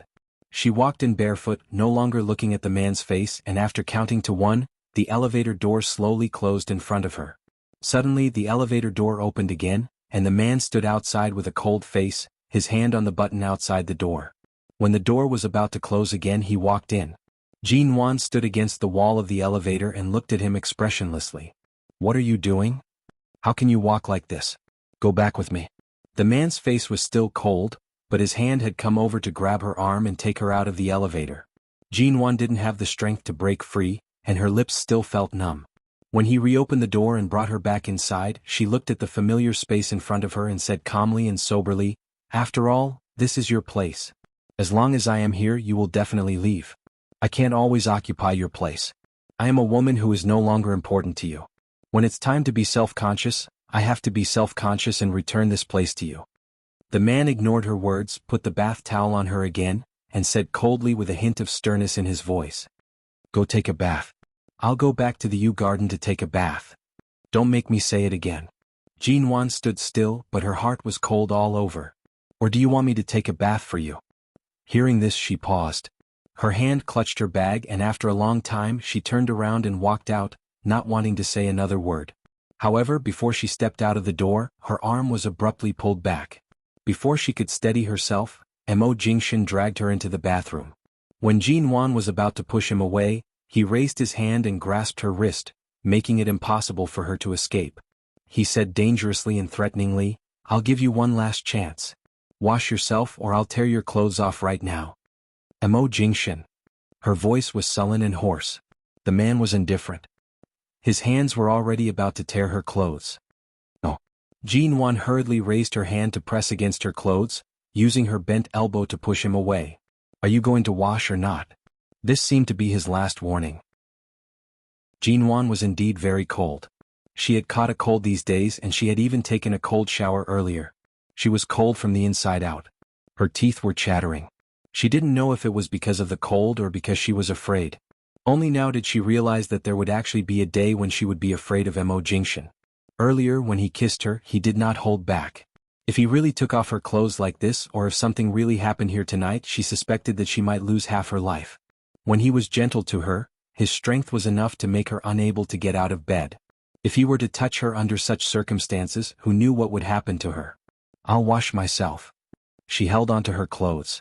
He stepped back, walked around the water stains on the floor and walked out of the bathroom again. He only threw down a cold sentence, 15 minutes. "If you don't come out, I'll come in." Jean Wan looked at his back and then at the bathtub by the side. He forced her to come back to take a hot shower, but only gave her 15 minutes to take a shower? She turned to close the bathroom door and then took off her wet and sticky clothes. She only had 15 minutes to take a shower, and there was no time to soak in the bathtub. She picked up the shower head that Mo Jingshan had thrown aside, turned on the hot water, and washed herself well. She washed herself from head to toe. She didn't know how long it had been. It should be almost 15 minutes. She turned off the water, put on the bathtub, and went out. After all, she had lived in Aolan International before, so there were many of her clothes in the bedroom closet. She was about to enter the bedroom to change when she suddenly heard Mo Jingshan throw 2 boxes of medicine on the coffee table. "Take the antipyretics before going to bed. Even if the injury on your foot is not serious, apply some medicine. Don't get yourself covered in scars." Jean Wan turned to see the medicine he had placed on the coffee table. She had only caught a cold and her fever was not serious. Earlier, did he feel an unusual heat on her body? He was very familiar with her body and could even detect the slightest abnormality. But right now she was completely unfamiliar with him, even a stranger. She did not speak and went into the bedroom to change. When she came out, Mo Jingshan had already disappeared. Jin Wan thought that he had found his conscience for a moment, or had recovered his usual patience and gentleness, telling her to take a shower, eat, and take the medicine. But it turned out that he was no longer accompanying her but leaving. In such a large apartment, every room was particularly empty and quiet. She walked to the sofa and sat down. She picked up the medicine box and opened it. She dug out a pill of antipyretics and put it in her mouth. She turned to see the medicine on the sofa. It did not look like the medicine in the medicine box but seemed to be newly bought. She stared at it for a long time before picking it up. Earlier, did Mo Jingshan go out to buy medicine for her because her foot was scratched by the shrapnel? She narrowed her eyes. This man who clearly seemed to want to push her away but still seemed to want to control her, what exactly did he mean? Jin Wan placed the medicine down and calculated that Mo Jingshan had only gone down for a few minutes. It would take at least 2 minutes for the elevator to go down from the 18th floor. She hesitated, stood up and walked to the floor-to-ceiling windows. She opened the windows and stepped onto the balcony again, looking down. The black ghost was parked there. The car lights were already on, indicating that the man had gotten into the car but did not drive away. Jin Wan stared at the car below. She stood on the balcony and watched for more than 10 minutes, but the car really did not leave. Was he afraid that she would climb onto the balcony again to court death? If she really climbed onto the balcony, the most dangerous position, would he come up again? Jin Wan's hand gently stroked the edge of the balcony railing. She laughed at her own shameful and ridiculous thoughts. Chapter 391. Jin Wan left the balcony, closed the window and returned to the sofa. She picked up the medicine to apply to the wound under her foot while looking at her cell phone. After applying the medicine, she picked up her cell phone and sent a text message to Mo Jingshan. "I'm sleeping. Good night." After sending the message, after a while, when the medicine under her foot was dry, she got up and went to the balcony again. When she looked down, the car had already left. Jin Wan raised her eyes to look at the heavy traffic on the long street in the distance. He cared about her life and death, but he refused to have feelings for her. Interesting. Really interesting. Since you want me to live well so much. Then Mo Jingshan, from today on, I will live a nourishing and exciting life, so exciting that you can't even avoid it. You can see my shadow everywhere. High City in summer was hot enough. Mo Wan's studio was about to move to a new location. The office building had been built, and some of the internal offices needed to be cleaned up. It would probably be completed in more than a week. Jin Wan, wearing a loose white printed t-shirt and casual shorts, was busy in the office with the tools for painting the wall in her hand. Xia Tian had just returned from buying a dozen popsicles and saw that the others who had come in to clean up the office had gone to bed, but Jin Wan was still working hard. You really don't think of yourself as a boss.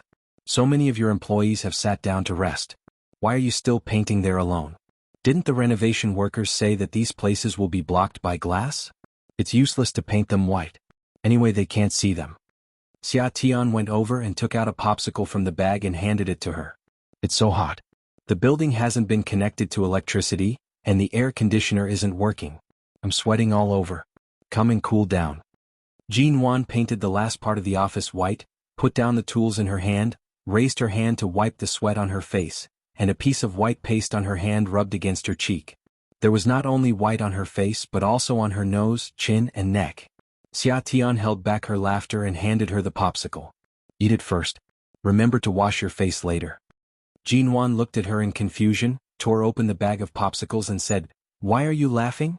Have you never seen such a beautiful boss? I've never seen a boss who looks like he's possessed by a fierce bull. What's wrong with you this week? Some time ago you were dispirited and listless, but recently you're full of motivation. You even work so hard. I don't think you need to work out recently. You just need to accompany the group of workers in this building to decorate and paint the walls." Jin Wan took the wet towel from Xiaoba and wiped her hands. Then she took a bite of the popsicle and turned to look at the wall in the office.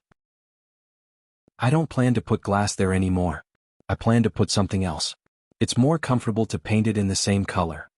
Xia Tian raised her eyebrows and glanced at the white patches on her face.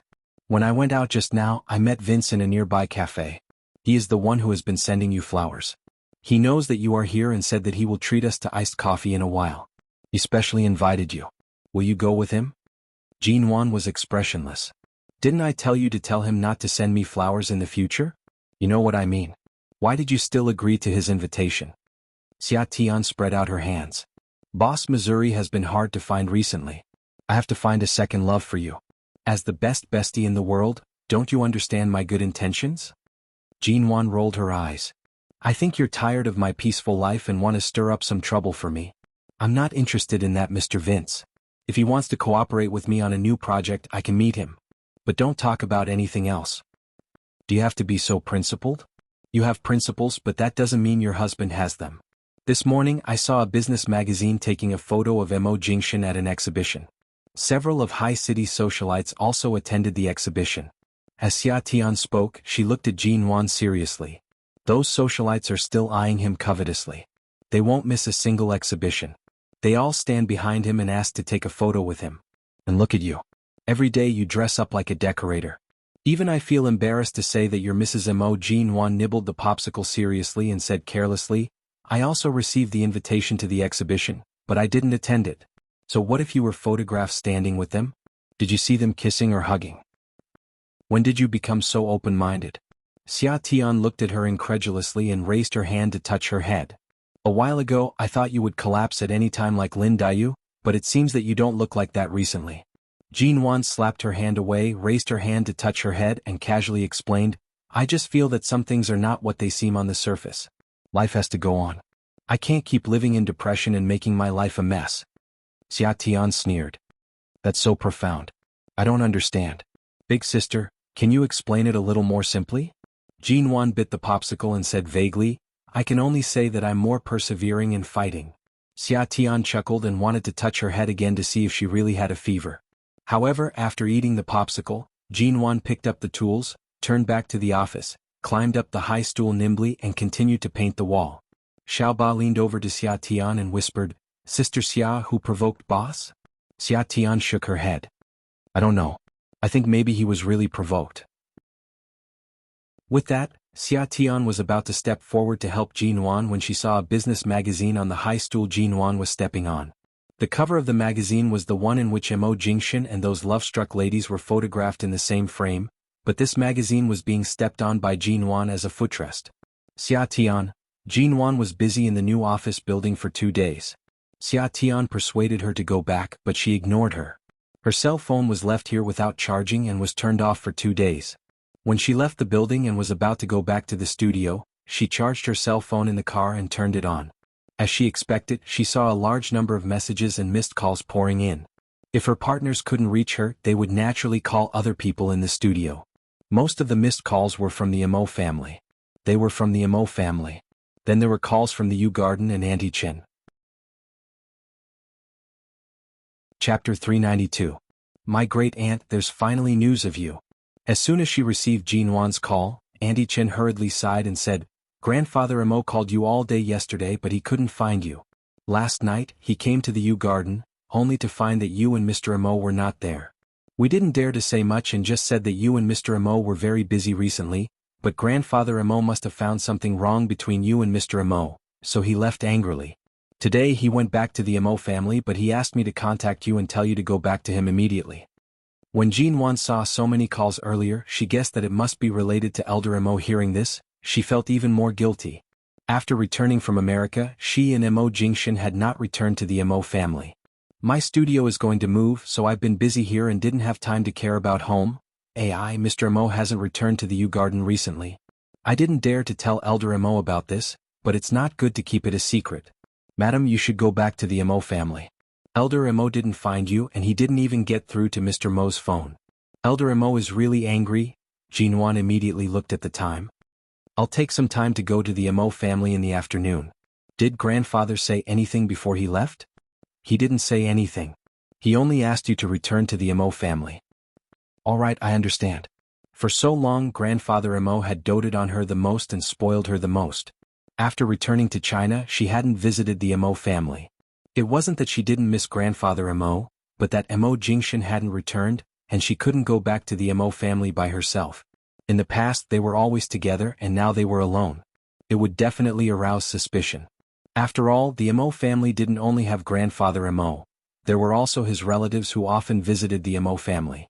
In order not to make Elder Mo angry for too long, Jinwan returned to the studio to tidy up, changed her clothes and drove to the Mo family.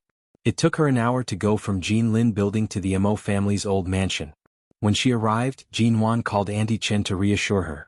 After getting out of the car, Jean Wan found that Grandfather Mo had been waiting for her in the front yard. Jean Wan put on a big smile and walked in with the boxes of tonics she had specially bought on the way. Elder Mo saw that she was alone and immediately walked out. He looked her up and down several times before glancing behind her. His face was filled with dissatisfaction and unhappiness as he asked in a heavy voice, "Why didn't Jing Shin come back with you?" Mo Group is about to merge with Shine. He has a lot of things to do and can't leave. I just finished my work and saw so many calls on my phone, so I hurried back to see you. As Jean Wan spoke, she stepped forward and held onto Elder Mo's arm with a smile. "Grandfather, people of our age are all busy. You have to understand. When you were young, you must have worked harder than us. If we don't work hard when we're young, how can we live out our remaining years as leisurely as you?" Elder Mo harumphed. "Don't talk to me like you're stirring honey. Last night when I went to the Mo family, you and Jing Shin weren't there. I asked Xiao Qin and she only said that you've been busy recently. Fine, you can be busy, but you've been so busy that you haven't even come back to see this old man for several months. I'm just getting old and have one foot in the coffin, but it's not like I'm lying in it entirely. Did you have to forget this old man so early? You're destined to live for more than 100 years.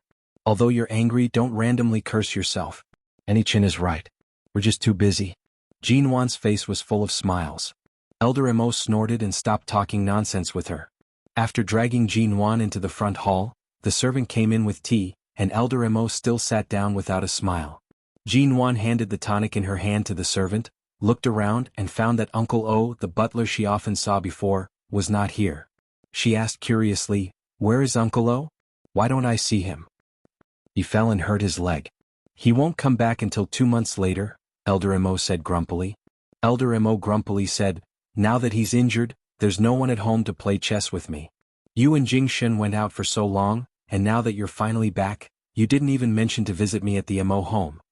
Seeing Elder Mo grumbling like an old child who didn't get candy, Jean Wan held back her laughter, squatted by his leg and eagerly massaged his leg, saying, "It's all our fault. In the future, even if Jing Shin is too busy to come back, I'll definitely come back to accompany you." Elder Mo harumphed again and turned his head away. This time the old man had an unhappy expression on his face. Jean Wan continued to massage his leg. "All right, Grandpa, don't be angry. I know I'm wrong. I'll think of you every day." After being coaxed by her for a long time, Elder Mo relaxed and looked down at Jean Wan, whose eyes were curved with a smile. "Is there any problem between you and Jing Shin?" Jean Wan forced a smile. "What problem can we have?" Elder Mo looked at her steadily, reached out to press Jean Wan's hand that had been hammering his leg, and patted the back of her hand with his wrinkled hand. "Child, if you've been wronged, you must tell me." "I know. I'll tell you if there's anything. Don't worry. We're fine." "Did you spend the New Year's Eve with Xiao Zhe when you were in Los Angeles a few months ago?" Yes. "You've met Jing Shin's mother?" "I've met her. She's a very good person and treats me very well. Grandpa, you really don't have to worry about us. No matter where you are, we're fine. As long as you're healthy, it's fine." As Jean Wan spoke, she removed her hand and raised her head to look at him.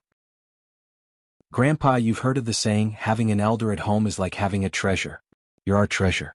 No one dares to forget you." Elder Mo watched as Jean Wan raised her head to look at him like an adorable little deer. He smiled and reached out to pat her head. "As expected, my granddaughter-in-law is the most considerate. It's said that girls are like little cotton-padded jackets. If you and Jing Shin can quickly give me a granddaughter, I'll probably be happy to live for another 20 to 30 years. Then you can accompany us for another few decades. With an old treasure like you at home, others can only be envious." Elder Mo's mood was greatly improved by her words. He picked up the tea and took a sip. He had Jean Wan stop squatting and quickly sit down. Chapter 393. Grandfather Mo snorted. "During the New Year, these people did come, but I drove them away." "Why did you drive them away?" "It'll be more lively with these people at home." "Nonsense. They're all glib-tongued and don't speak a word of truth. When they see me, they fight with each other openly and covertly. I'm not their grandfather or father. I'm just Mo. If they want a piece of my pie, they have to ask me if I agree. They come here all day to flatter me. They might as well deal with their own family affairs. They have no ability at all. They've learned to cling to the Mo family's thigh since they were young. I'm too lazy to entertain them anymore. With that, Grandfather Mo suddenly remembered something. By the way, during the new year there's one more thing. I have an old friend in South Africa whose family runs a jewelry business. Not long ago, they discovered the world's largest and most complete 10-carat blue diamond. At that time you and Jingshin were in Los Angeles. Because Jingshin had talked to South Africa before, I knew he wanted to give you a unique gift, so I left the blue diamond for Jingshin. It's in your room. Wait a minute. I'll bring it out for you. Jinwan paused and hurriedly got up to follow him. Grandfather Mo had gone out of the front hall and excitedly asked the servants to help him upstairs to fetch it. Not long after, Grandfather Mo came back with a velvet box and handed it to Jinwan. Come on, open it.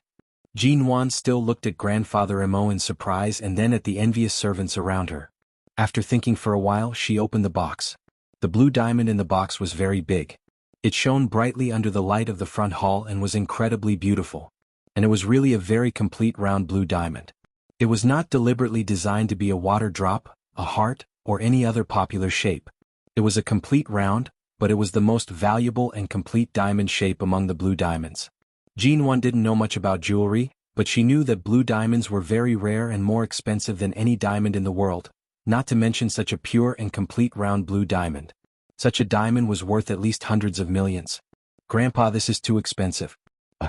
Jinwan was about to quickly put the box back on the table when the old man glared at her. He glared at her until she withdrew her hand. It doesn't matter if it's expensive or not. It's not like the Mo family can't afford it. Besides, I didn't reserve this blue diamond. Jingshin had long noticed that you rarely wore rings after you got married. Those big and small wedding rings were too restrictive. Perhaps you wouldn't like them. He had intended to give this blue diamond to you a long time ago, but he had been waiting for the rarest and most complete one. Now that he had finally found one, how could he not give it to you? A few months ago you weren't in Haicheng. When they delivered the blue diamond, I accepted it on your behalf. You can take it as a gift from the Mo family. It's a token of my sincerity, and it's also a token of Jingshin's sincerity. My best granddaughter-in-law deserves the best diamond. Hearing that it was something Mo Jingshin had ordered a long time ago, Jinwan's hand paused. It's fine if you don't like the wedding ring, but this blue diamond was personally ordered by Jingshin. You can't possibly refuse it. The old man smiled as he spoke. This is a blue diamond that hasn't been processed. If you think it's too big and can't find an occasion to wear it, you can just put it away. Isn't it said that women need more jewelry to have a sense of security? You silly girl, you don't even want the jewels and diamonds I gave you. Grandpa, the Mo family is my safest haven. Why would I need these worldly possessions to find a sense of security? But this is really too expensive. Jinwan opened the box and glanced at it. Such a big one. The price of it is probably enough to open several companies in Haicheng. Elder Mo smiled until his eyes narrowed. You're quite knowledgeable. Anyway, the Mo family doesn't lack money. Since I'm giving it to you, I'm giving it to you. If you really don't want it, go talk to Jingshen and see if he can help you turn this diamond into a few companies for you to play with. Jinwan heard the teasing in his words and immediately became embarrassed. Grandpa, I'm very serious about my studio. No matter if it's the studio or the company, I can't just play around. I know. It's just that you, this child, could have stayed at home and lived a comfortable life as a rich wife, but you insisted on opening a studio and even took on so many contracts. How good do you think it is in the business world? Aren't you the one who has to suffer? At first, I thought you were just playing around. Later, I found that you were indeed too serious. But why do you have to work so hard? Jinwan smiled and did not explain further. It was already very late when she left the Mo family. Jinwan drove past the Mo Corporation and stopped for a while in the square opposite. She raised her eyes to look at the floor-to-ceiling windows on the top floor of the Mo Corporation. From here, she could accurately find the location of Mo Jingshin's CEO office. She could also see the lights in his office. Looking in the direction of the light, she reached out to pick up the velvet box on the passenger seat, opened it, and saw the round blue diamond that still shone brightly in the dark car. Such a perfect circle seemed to be a route that could never be taken wrong. After all, it was a circle.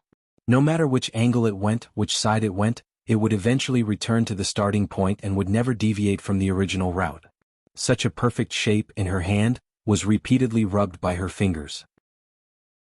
After lingering outside the Mo Corporation for a long time, Jinwan finally got out of the car. It was already late. Most of the staff in the Mo Corporation building had gotten off work, and some were working overtime. There were several offices on each floor with lights on.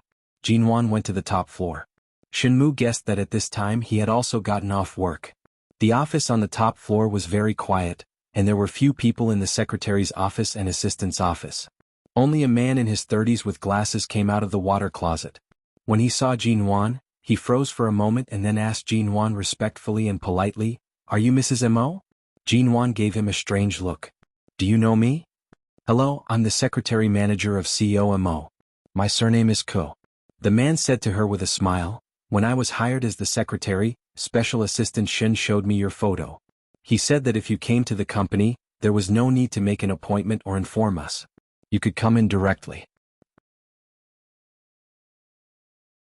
Chapter 394. Secretary Ku pushed his glasses up the bridge of his nose very seriously. It's not easy to be a secretary in these multinational companies. The workload is so heavy and there are more and more male secretaries. Besides, there are both men and women in the secretarial office. The more detailed work is done by the female secretaries, and the more complicated work, such as CEO Mo's frequent business trips, is handled by a male secretary like me. The division of labor is very clear. Jinwan smiled because of his words. In fact, she was not surprised by the male secretary. Of course, she knew that there were many male secretaries now, and this position could be held by both men and women. Sometimes, men could do more things than women, and of course the workload was also greater. She was surprised that the position of secretary manager had been vacant for so long, but in the end he chose a male secretary. She used to be jealous, wondering if he would have another beautiful female secretary by his side, but in the end it was actually, "Mrs. Mo, are you here to see CEO Mo? He is in the office. You can go directly to him," Secretary Ku said as he poured water in the water room. "I'm not in a hurry. What are you doing?" CEO Mo discussed several projects with Shine in the United States last night. After all, there is a time difference between China and the United States. He was busy all night and didn't rest during the day. Now he has to continue a conference with the United States. I'm afraid he can't stand it, so I want to make a cup of coffee for him. Secretary Ko looked around as he spoke. "But I don't seem to find any good coffee." Jinwan looked at the cup in his hand and said with a faint smile, "Don't you know that CEO Mo seldom drinks coffee?" "I don't think so. President Mo has been drinking coffee a lot recently. He doesn't sleep much at night. When he's busy he relies on coffee to pass his days. Sometimes I'm afraid that his body can't take it. But President Mo does drink a lot of coffee recently. I guess the bag of coffee that Special Assistant Shen bought has been emptied. Now the coffee in the hot water room is left here by other secretaries, not President Mo's. I don't know if he can get used to it." The smile in Jinwan's eyes faded. "You often drink coffee recently?" Secretary Ku nodded and finally found the bag of imported coffee. He picked it up and looked inside. "It's empty." With that, he handed the bag to Jinwan. "This bag is enough for 2 months. CEO Mo drank it up in less than a month." Jinwan glanced at the bag and did not speak for a moment. Then she took the bag and said, "If there's nothing else, you can go home. I'll take care of the coffee." Secretary Ku knew that she was Mrs. Mo, so she didn't ask much. "In that case, I'll have to trouble you, Mrs. Mo. I'll go back to the office to work for a while. CEO Mo's workload has been very heavy recently.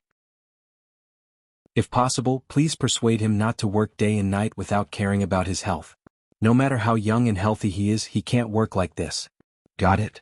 After Secretary Ko left, Jinwan stood in front of the water closet for a while, threw away the coffee bag in her hand, and turned to enter the elevator.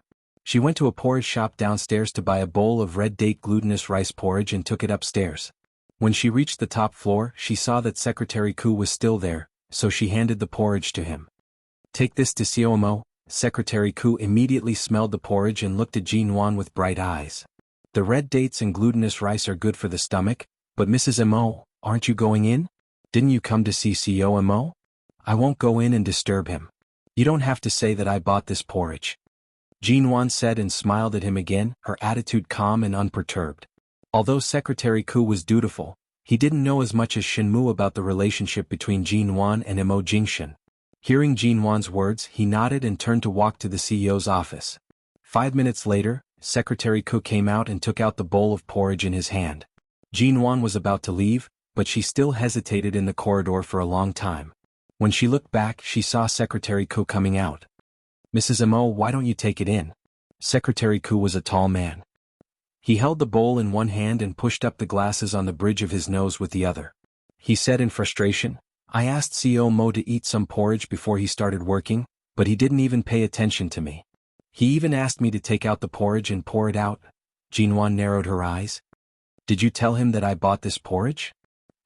"How did you know?" Secretary Ku coughed and looked embarrassed.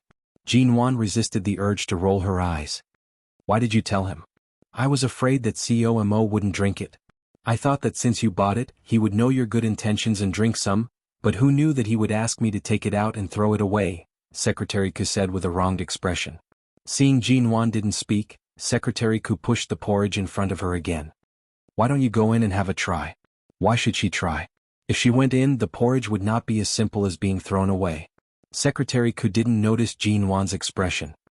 He stuffed the porridge into her hand and pointed to the secretary's office. "I was sorting out the contract just now, and there are still some parts that haven't been sorted out. I'll leave the porridge to you, Mrs. Mo. I'll go back first." With that, Secretary Ku slipped back to the secretary's office. Jinwan stood outside the door of the CEO's office, looking at the bowl of porridge in her hand that could be thrown away at any time, and fell into a dilemma of hesitation. If she didn't take it in, the bowl of porridge would be cold. After hesitating for a moment, Jinwan raised her hand and knocked on the door, but there was no response. She pushed the door open and walked in. As soon as she entered, she shivered. Although it was -30 degrees outside at night, the air conditioner in this office was too cold. Glancing at the 18 degrees displayed on the air conditioner, Jinwan glanced at the man behind the desk, and then turned around to look for the remote control of the air conditioner. The air conditioner in his office wasn't the integrated kind, but a separate one. After finding the remote control, she raised the number of the air conditioner, turned her eyes, and stared fixedly at the man who was staring at her without a word because she came in. The temperature in the office gradually rose, and it was neither too hot nor too cold. Jinwan was still dressed in the white t-shirt and jeans she had been wearing for the past few days. Her hair was tied loosely behind her head, and she wore no makeup. Her brows were as calm as ever, her eyes dark and bright, and her skin fair. She never liked to put on makeup, and her facial features were beautiful. At this moment she was no longer as tentative and careful as before. There was no smile on her face. Holding the porridge bowl in both hands, she walked over and put the bowl on his desk. Chapter 395. Mo Jingshan glanced at her expressionlessly. Obviously he had no intention of eating it. Jinwan stood in this familiar office. The man in front of her was no longer as gentle as he used to be. He exuded obvious alienation and indifference. Jinwan could see his dissatisfaction from his eyes, so she smiled knowingly. "Don't get me wrong. I'm not here to pester you. CEO Mo, you can think of it as the person in charge of my small studio. After you invested 200 million yuan in our studio, I came here to curry favor with you. Just think about it from another perspective." With that, she suddenly turned and walked to his break room. "Eat your food. I'll go to your break room and take away all the clothes you bought for me in the wardrobe." Then she walked straight in without looking back. She acted as if she were just passing by his office. The break room was still the same. It was silent. She turned on the light, and the cold-toned, completely masculine break room was in front of her. Jinwan went straight to the wardrobe and opened it. Sure enough, she saw that so many clothes he had prepared for her were still here. If a person really hated another person, he would hate even the slightest trace of the other person. After he was done with his work in the company, he would live here. Recently, he had also lived in the company for a long time, but none of her things had been thrown away. They were all intact and even neatly placed in the closet. Jinwan was not in a hurry to take away her things. She took a step back, retreated to the bed, sat down, and looked up at the clothes in the wardrobe. The office outside the door was very quiet. She didn't know whether Mo Jingshan had eaten porridge or not, but Secretary Ku said that he had been busy all night. If he really refused to accept her kindness, she could only call Shenmu and ask him to contact a nearby hotel to send some food over. Now Jinwan did whatever she wanted. After calling Shenmu, regardless of whether Mo Jingshan would eat or not, she just sat on the bed and stared at the clothes in the wardrobe. The air conditioner in the office had been adjusted to the most comfortable temperature by Jinwan. Mo Jingshan looked at the bowl of porridge placed alone on the desk. After a long while, he put down the pen in his hand and rubbed between his eyebrows. Then Mo Jingshan received a call from the United States. CEO Mo. Su Jilan committed suicide in prison. Fortunately, we found her in time and barely saved her life when she was sent to the hospital, but the medical conditions in prison are too poor. She coughed up blood yesterday and kept asking to see you or call you." The man put down his hand that was rubbing between his brows. There was no joy or anger in his words. His calm voice carried a chilling indifference. "What? Has the LAPD become so indecisive that they can't even control a person who's trying to make trouble inside? Do you still need me to show up?" This? The man on the other side of the phone was covered in a cold sweat. "Xiaomo, the Su family can't save her now, but Su Jilan said she used to be your fiancée. I think she's spoiled and can't stand the suffering inside. She has lost a lot of weight and keeps asking to see you every day. If it were someone else, we'd deal with it the same way, but after all, she used to be with you." Mo Jingshan's tone was indifferent. "For such an unruly person inside, deal with her the way you do. But in her current state, if she dies here one day, we're afraid. Don't tell me anything about this Miss Su in the future. Whether she lives or dies, it's her own fault. It has nothing to do with anyone else." After hanging up the phone, Mo Jingshan turned his eyes to the door of the lounge. Jin Wan had been in there for a while, but she didn't come out. A moment later, the man got up, opened the door and walked in. Stepping into the cool-toned lounge, he saw the woman who had just seriously said she would come in to take away her clothes, only to fall asleep on his bed.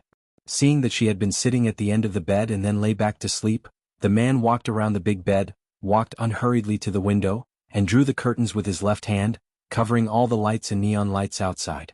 Then he turned his eyes to the open wardrobe, where her clothes were hanging safely, occupying half of the space. He didn't feel it was an eyesore when he lived here every day, but now that the woman had checked them, Mo Jingshan finally felt something was wrong. He was about to take the clothes out of the wardrobe, but as soon as his hand touched one of them, he paused. With a bang, the man closed the wardrobe door. When he closed it, his hand was still empty and he didn't take off any clothes.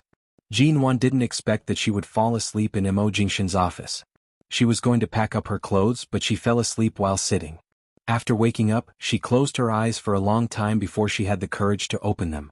She moved and found that she was still in the position of lying at the end of the bed. Her legs were hanging behind the end of the bed, and because of this position they were a little numb. Hiss. She made a small sound. It was very light, but in the quiet lounge it was particularly obvious. The man standing tall in front of the window turned around. "You're awake." Jin Wan was startled. She didn't expect him to be here. She turned her head and saw the man standing not far away. He had one hand in the pocket of his trousers. He was still wearing the same flawless trousers and shirt from last night. He was standing there with his back to the morning sun shining through the window. He lowered his head and looked at her indifferently. Standing against the light, he seemed to be gilded with a layer of gold, but she couldn't see his expression. Looking at him like this, Jin Wan was in an indescribable trance for several seconds. However, when she was in a trance thinking that he was still her Mo Jingshan, the man gave her a faint smile, but his smile was too cold. "Although you want to play the warm card in front of me, you have to remember clearly that I haven't lost my memory. I don't need you to remind me of all the beauty and warmth that happened in the past. It's a waste of time and emotion to touch me in this way." He might as well not speak and just stand here. She could still have a sweet dream. His words shattered her dream again. Jin Wan closed her eyes, opened them again, sat up, raised her hand to rub her hair and said tiredly, "I've been doing manual work in the new office building these days. I didn't expect that I could fall asleep sitting here." When she said this, she seemed to be mocking herself. "Mo Jingshan, if you don't speak, you're really beautiful and pleasing to the eye, but now as soon as you speak, you directly poke at my heart." "Really?" She smiled. "Don't you think so?" Chapter 396. Jin Wan sighed. Although she had a good sleep, her legs were still a little numb. She hammered her legs and looked up at him. "I'll pack my clothes in a minute. It's already dawn. Did you stay up all night? Is it because I took up your break room or? I'll find time to rest when I'm tired." His words had cut off all her concern. Forget it. She wouldn't argue with him. Jin Wan got up, opened the wardrobe and began to pack her clothes without a word. She took them off one by one and threw them on the bed behind her, saying, "I'll ask someone to send me a suitcase later. You bought so many clothes for me. I can't take them away without a suitcase." The man didn't speak.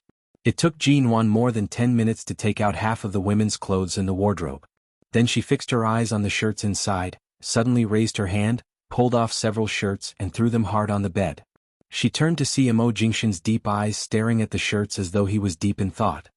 I've also worn these shirts of yours. More than once I've swaggered around here in your shirts. Now that I'm packing up, I'll take these shirts away with me. Jin Wan turned her face away from him and stared at the shirts. The man was silent for a moment, turned his head to look out of the window and said indifferently, "Up to you." Jin Wan pursed her lips, suddenly turned around, pulled out 2 suits from the wardrobe and threw them on the bed. When the man left the window and walked out coldly without looking at her, she said to his back, "I've worn these coats before." The man grunted, opened the door of the break room and walked out. Damn it. He didn't react at all. Jin Wan wanted to run out and say, "I've slept with this man many times. Shall I take this man with me?" But reason held her back, telling her that enough was enough. Right now, Mo Jingshan was much more stubborn than her. If she really did something too irrational, who knew what would happen to him? She called Xia Tian and Xia Tian would pick her up with a suitcase. Jin Wan washed up in the break room, dried her hair and changed her clothes. When she walked out of the break room, she saw Shin Mu entering the office. When he saw Jin Wan, he habitually nodded to her in greeting. Jin Wan waved at him as though nothing had happened. On the contrary, Mo Jingshan remained expressionless. Jin Wan glanced at his desk. The porridge bowl was gone, and the food that she had asked Shin Mu to send over last night was also gone. Someone must have taken it away. She didn't know if Mo Jingshan had eaten it or not, but the chances of him eating it were very slim. Xia Tian had promised Jin Wan to pick her up, but she didn't tell Jin Wan that she had set a new cooperation plan with BGY Group yesterday. On the day of the meeting, she had also arranged a dinner with their general manager, Mr. Vince. The next afternoon, when Jin Wan was about to get off work, Xia Tian suddenly mentioned such a dinner party. Jin Wan was baffled. Didn't you say that the cooperation plan is set for next month? Why is it so sudden? Anyway, this deal can't escape from our hands. That Mr. Vince also wants to curry favor with you, so he gave us the plan in advance.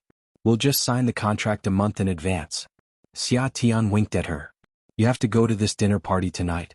If you dare to screw me up, I'll resign in front of you. Jin Wan, in the past, when she and BGY often worked together, she had a lot of contact with that Mr. Vince. However, after learning about the flowers, she almost cut off contact with Mr. Vince. She thought that the other party was very sensible and understood her attitude, so he didn't pester her. However, this time, instead of sending flowers, she gave them the plan she had planned in advance. Although it wasn't the first time that Jin Wan had gone through the back door, the feeling of being forced to do something beyond her own abilities was really uncomfortable. This clearly made her owe Mr. Vince a favor. Jin Wan glared at Xia Tian. Xia Tian narrowed her eyes and smiled at her. Her expression was as though saying, "Since this great aunt wants to help you find a second spring, you have to go whether you want to or not." That night, Jin Wan was dragged to this dinner party by Xia Tian. Although it was called a dinner party, it was nothing more than eating, drinking and talking about cooperation projects in a high-end hotel. After the dinner, they couldn't leave immediately, so they found a nearby entertainment club to drink and sing. Every time they met, it was the same. Dinner parties were nothing more than eating, playing cards, drinking or doing something more in-depth. People in the business world knew these things too well and were familiar with many things. However, there were many upright people who simply took advantage of such an occasion to promote their relationship, business and cooperation. The dinner party that Jin Wan participated in was already very high-end. If it were Mo Jingshan's dinner party, everyone would probably treat him like a Buddha, and no one would dare to ask him to condescend to participate in it in person. Just now, because of the spicy food, Jin Wan's stomach was not feeling well, so she didn't eat much. After arriving at the club, when everyone was having a good time, Jin Wan took a stack of matcha cakes and a glass of red wine to fill her stomach. As soon as she took a few bites, Mr. Vince came straight to her and sat down next to her. Jin Wan couldn't help but put down the glass and cake in her hand and said politely, "Sorry, I didn't eat much just now, so I'm a little hungry." "You should eat. What's there to be embarrassed about?" Mr. Vince smiled and sat next to her, looking at her plain appearance. Unlike other women who specially dressed up in a dinner party, she was so simple and casual that he wondered if he could smell the clean scent of shower gel and shampoo on her when he held her. Seeing Jin Wan didn't talk much as usual, he said, "I heard that you used to eat spicy food. What's wrong with you today? Is your stomach uncomfortable?" "Well, I'm a little uncomfortable." Jin Wan smiled politely at him and didn't explain too much. She moved aside another centimeter unobtrusively, trying to keep a distance from him. Chapter 397. Jinwan smiled politely. Thank you. 1 cup is enough for me. At this moment, Mr. Vince's secretary also sat down. The secretary was very young and most likely had a good impression of the handsome, rich, and young Mr. Vince. When she sat down, her gaze landed on Jinwan's ring finger. Looking at her clean and slender fingers, she asked with a smile, "If I remember correctly, Miss G, you've been married for a long time, haven't you? Why haven't I seen you wearing a ring when we've seen you with our general manager?" Jinwan lowered her head, forked another piece of matcha cake and fed it into her mouth. After swallowing, she glanced at the secretary and said mildly, "You're thinner than when you got married and your finger bones are too thin. I can't wear the ring, so I left it at home." "What? Is it strange not to wear a ring after getting married?" "Of course it's not strange. It's just that I've never seen you wear a ring, nor have I seen you and Mr. Mo appear at the same time. Those who don't know might think that you're no longer together, or that Miss G deliberately let others think that you're single so that it's convenient for you to go out and socialize." The secretary looked at her face and only smiled. Back when Miss G and Mr. Mo got married, many girls in High City were heartbroken. I don't know why Miss G couldn't get over it. Instead of staying at home, she insisted on starting her own business. Her words were nothing more than reminding Mr. Vince beside her that Jinwan was a married woman, and her husband was Mo Jingshin, whom he absolutely could not afford to offend. Mr. Vince couldn't possibly be unaware of this, and this secretary was clearly taking the opportunity to remind him. Jinwan did not speak. She had no interest in the 2 people beside her, so these undercurrents between others were meaningless to her. "Last time, I heard from your assistant that Miss G, it seems that you've been very close to the bosses of various partners recently. You've been so busy dealing with them that you didn't even have time to accept our manager's invitations. It's really not easy to see Miss G today, but Miss G seems to be absent-minded. It seems that you're determined to win BGY's cooperation proposal and aren't taking it seriously at all." Jinwan did not raise her eyes. She said mildly and indifferently, "Isn't the most appropriate display of seriousness after discussing the contract and the progress of the cooperation more important? Wasn't all the smiling faces before signing the contract just an earnest greeting? We're all old acquaintances and it's not the first time we've cooperated. You should know the efficiency of our studio and the price of the purchase price. Why do you still need to do so much?" As for saying that Jinwan didn't have time to accept Mr. Vince's invitation, it was true that Jinwan told Xiaoba to say so, but to say that Jinwan was busy dealing with the bosses of other partners. Jinwan smiled without saying anything. Jinwan's expression remained cold and disdainful. The secretary was about to say something when Mr. Vince said coldly, "Are you drunk today? You've only had a few drinks and you're already talking nonsense?" The secretary was stunned. She knew her boss's temper very well. She was unhappy and wanted to come over to mock Jinwan, but when she heard this warning, she did not dare to say anything more. She took the opportunity to get up and walk away, but she still glanced at Jinwan from time to time, as if she was afraid that Mr. Vince and Jinwan would have any ambiguous relationship or further intimacy. She finally quieted down, but Jinwan still looked indifferent.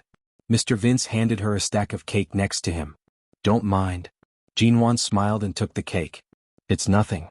People like you never lack admirers and suitors. Such a secretary is just one of them. It's not like I haven't seen this kind of secretary before. Of course I don't mind." Mr. Vince raised his eyebrows. "Then how many admirers and pursuers do you have around you?" Jinwan's hand paused on the fork and turned to look at Mr. Vince. At the moment they looked at each other, Xia Tian suddenly raised her cell phone and took a photo of the 2 of them. Jinwan paused and turned to look at Xia Tian with a jerk, but Xia Tian proudly held up her cell phone and shook it at her. Seeing her secretly pleased expression, Jinwan knew that she was up to no good. Besides, Xia Tian had been very hostile to Mo Jingshin recently. She didn't know what Xia Tian would do if she took a photo that could easily be misunderstood. She quickly got up. "I'm going to talk to Xia Tian. I'll call someone else to come and drink with you later. I'll leave you." Jinwan's face was cold when she got up. This was not the first time that Mr. Vince had met her.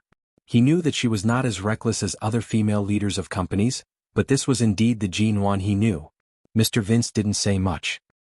He smiled and moved his legs to let her pass, without any intention of chatting or pestering her. He was a gentleman. If he hadn't been a gentleman, Jinwan would have given up the cooperation with BGY Group and wouldn't have come to this kind of social event. Jinwan quickly walked up to Xia Tian and reached out. "Give me your cell phone." "No." Xia Tian was also eating cake, protecting her cell phone as she ate. Jin Wan's face was cold. Give it to me. Seeing that Jin Wan was about to be angry, Xia Tian simply reached out to pull her over, let Jin Wan sit next to her, and then picked up the cell phone to show her the photo. Look, the angle at which you and Mr. Vince look at each other is perfect. But there is still a gap of 10 centimeters between your shoulders. Right? As you said in the magazine last time, you didn't hug or kiss each other. So what if you took a photo? Don't you think so? Jin Wan didn't speak and reached out to grab it, but Xia Tian suddenly took back the cell phone and put it back in her pocket, not letting her touch it at all. There were so many people here, so Jin Wan couldn't grab it openly. She could only lean close to her and say in a voice that only she could hear, "You can take it, but don't send it out. Do you hear me?" Xia Tian snorted. "It depends on my mood. Anyway, don't send it." "Oh, then I'll send it to Mo Jingshan alone." "If you want to die, send it to him." "You mean if I send this kind of photo to him, he'll kill me?" "No, you'll probably die in my hands first." Jin Wan's face was cold. Xia Tian, dash. Chapter 398. Jin Wan really did not like the occasion that Xia Tian had deliberately arranged tonight. Although it was true that the main purpose was to discuss the cooperation with BGY, from the very beginning, she had deliberately given her and Mr. Vince some space to flirt. This goal alone made it impossible for Jin Wan to stay in this private room. Although she knew that Xia Tian would not be so impulsive as to randomly send out the photos, and that she only wanted to make her happy or divert her attention, Jin Wan did not have much of a good impression of Mr. Vince and his secretary. After chatting with everyone for a while, Jin Wan used the excuse of going out to get the drink list to get some fresh air. She picked up her bag and headed out. She had always been very clear about the matters between men and women. In her previous life, no matter how irrational she was, she would not mess around with a man she did not like. In this life it was even more so. Jin Wan had just stepped out of the private room and was about to head to the front desk of the club to ask for another drink list when she suddenly heard a woman's low cry from the corridor of the private room. "Let go. I told you to let go." This voice was slightly familiar. Jin Wan paused in her steps and turned to look behind her. When she heard the voice earlier, she thought it was Shirniange. Now that she looked back, she saw that it was indeed Shirniange who was desperately trying to shake off the hands of the two men dressed in black. Shirniange was usually a very gentle beauty. This was the first time Jin Wan had heard such a sharp voice from her. The corridor was very quiet. The people in the surrounding private rooms had already poked their heads out to look in this direction. However, everyone only glanced coldly at them before closing the door and ignoring them. Jin Wan saw that the two men had lowered their heads and were saying something to Shirniange with cold expressions. However, Shirniange was frantically trying to free her hands from their hands. Her eyes were filled with hatred and panic, and even traces of fear and helplessness could be seen. Jin Wan furrowed her brows. Although her relationship with Shirniange was not particularly deep, they were at least acquaintances. However, even if it was only for Qin Siding's sake, she felt that she had to help Shirniange. More importantly, in her view, Shirniange's face was red, and the redness was somewhat abnormal. "Let go. I didn't agree to your boss deal. Monsieur, I advise you to be sensible. If you, such a young woman, want to take over Shida Group, you have to see if our boss agrees to let you take that position. Your father's company has been in the hands of our boss for a long time. Your father also intends to let you marry over. Since he has called you back from the United States, you know what he means. You can't hide from our boss after hiding for so many months. You might as well give in." The two of them didn't use too much force and didn't intend to hurt her. However, they didn't let her go and kept holding her back. Shirniange's gaze became more and more anxious, and her breathing became heavier. "It turns out that from the beginning he planned to step on our Shir family's heads. Back then, my father shouldn't have handed most of the power in his hands to him." "What boss? Didn't he take advantage of our cooperation to devour everything of the Shir family step by step? Now he's using something that belongs to me to challenge me. Who gave him the right to do so? Who gave him the courage? Do you think you can disregard the law just because your family is powerful? Monsieur, you'd better be rational. Go in and have a good talk with our boss." "I told you to go away." Shirniange said angrily. "Let go. Let go of me. If you don't let go, I'll really call the police." "Monsieur, go away. Monsieur, you'd better come in with us quickly. If the boss is angry, you won't have a good ending either." "Let go. Don't touch me." Jin Wan walked over and said coldly, "Gentlemen, I'm sorry. Just now, I didn't know what was going on here.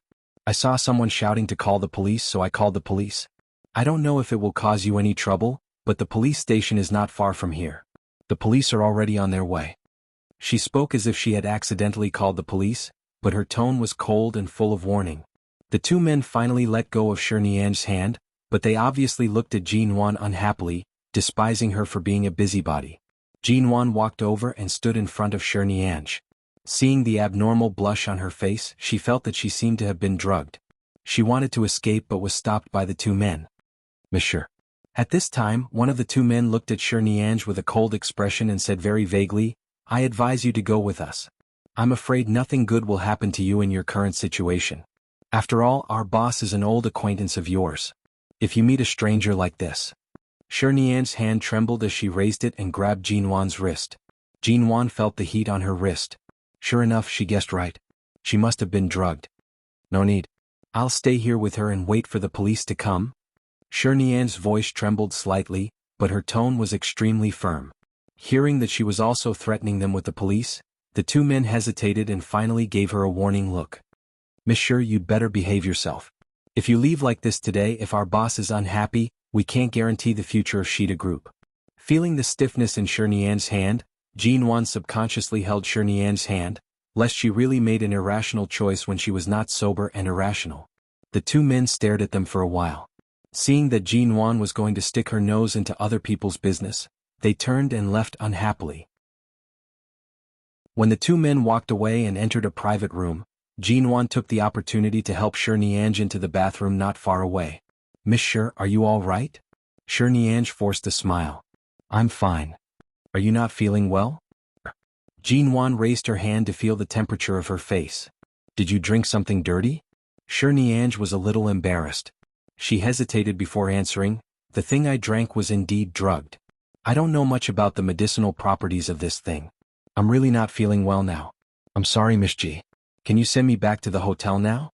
I'm afraid I can't go on my own now. All right, I'll send you. There were many hotels near this entertainment club. Since Shirnian said so, she probably lived nearby. Chapter 399. Of course, she didn't mean to send Shirnian to Qin sighting like this, which was no different from sending a sheep into a tiger's mouth. But in her impression, the only person related to Shirnian seemed to be Qin sighting, not to mention the two of them were emotionally involved. I'm afraid you can't go back to your room like this. I'll call Dr. Qin or I'll take you to the hospital. Shirnian didn't seem to hear Jinwan's words.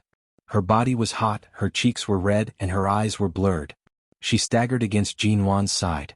Seeing that she didn't hear her clearly, Jinwan helped her steady and was about to walk out of the club when she saw a young man coming out of the private room the two men had entered. The man was a well-known figure in High City.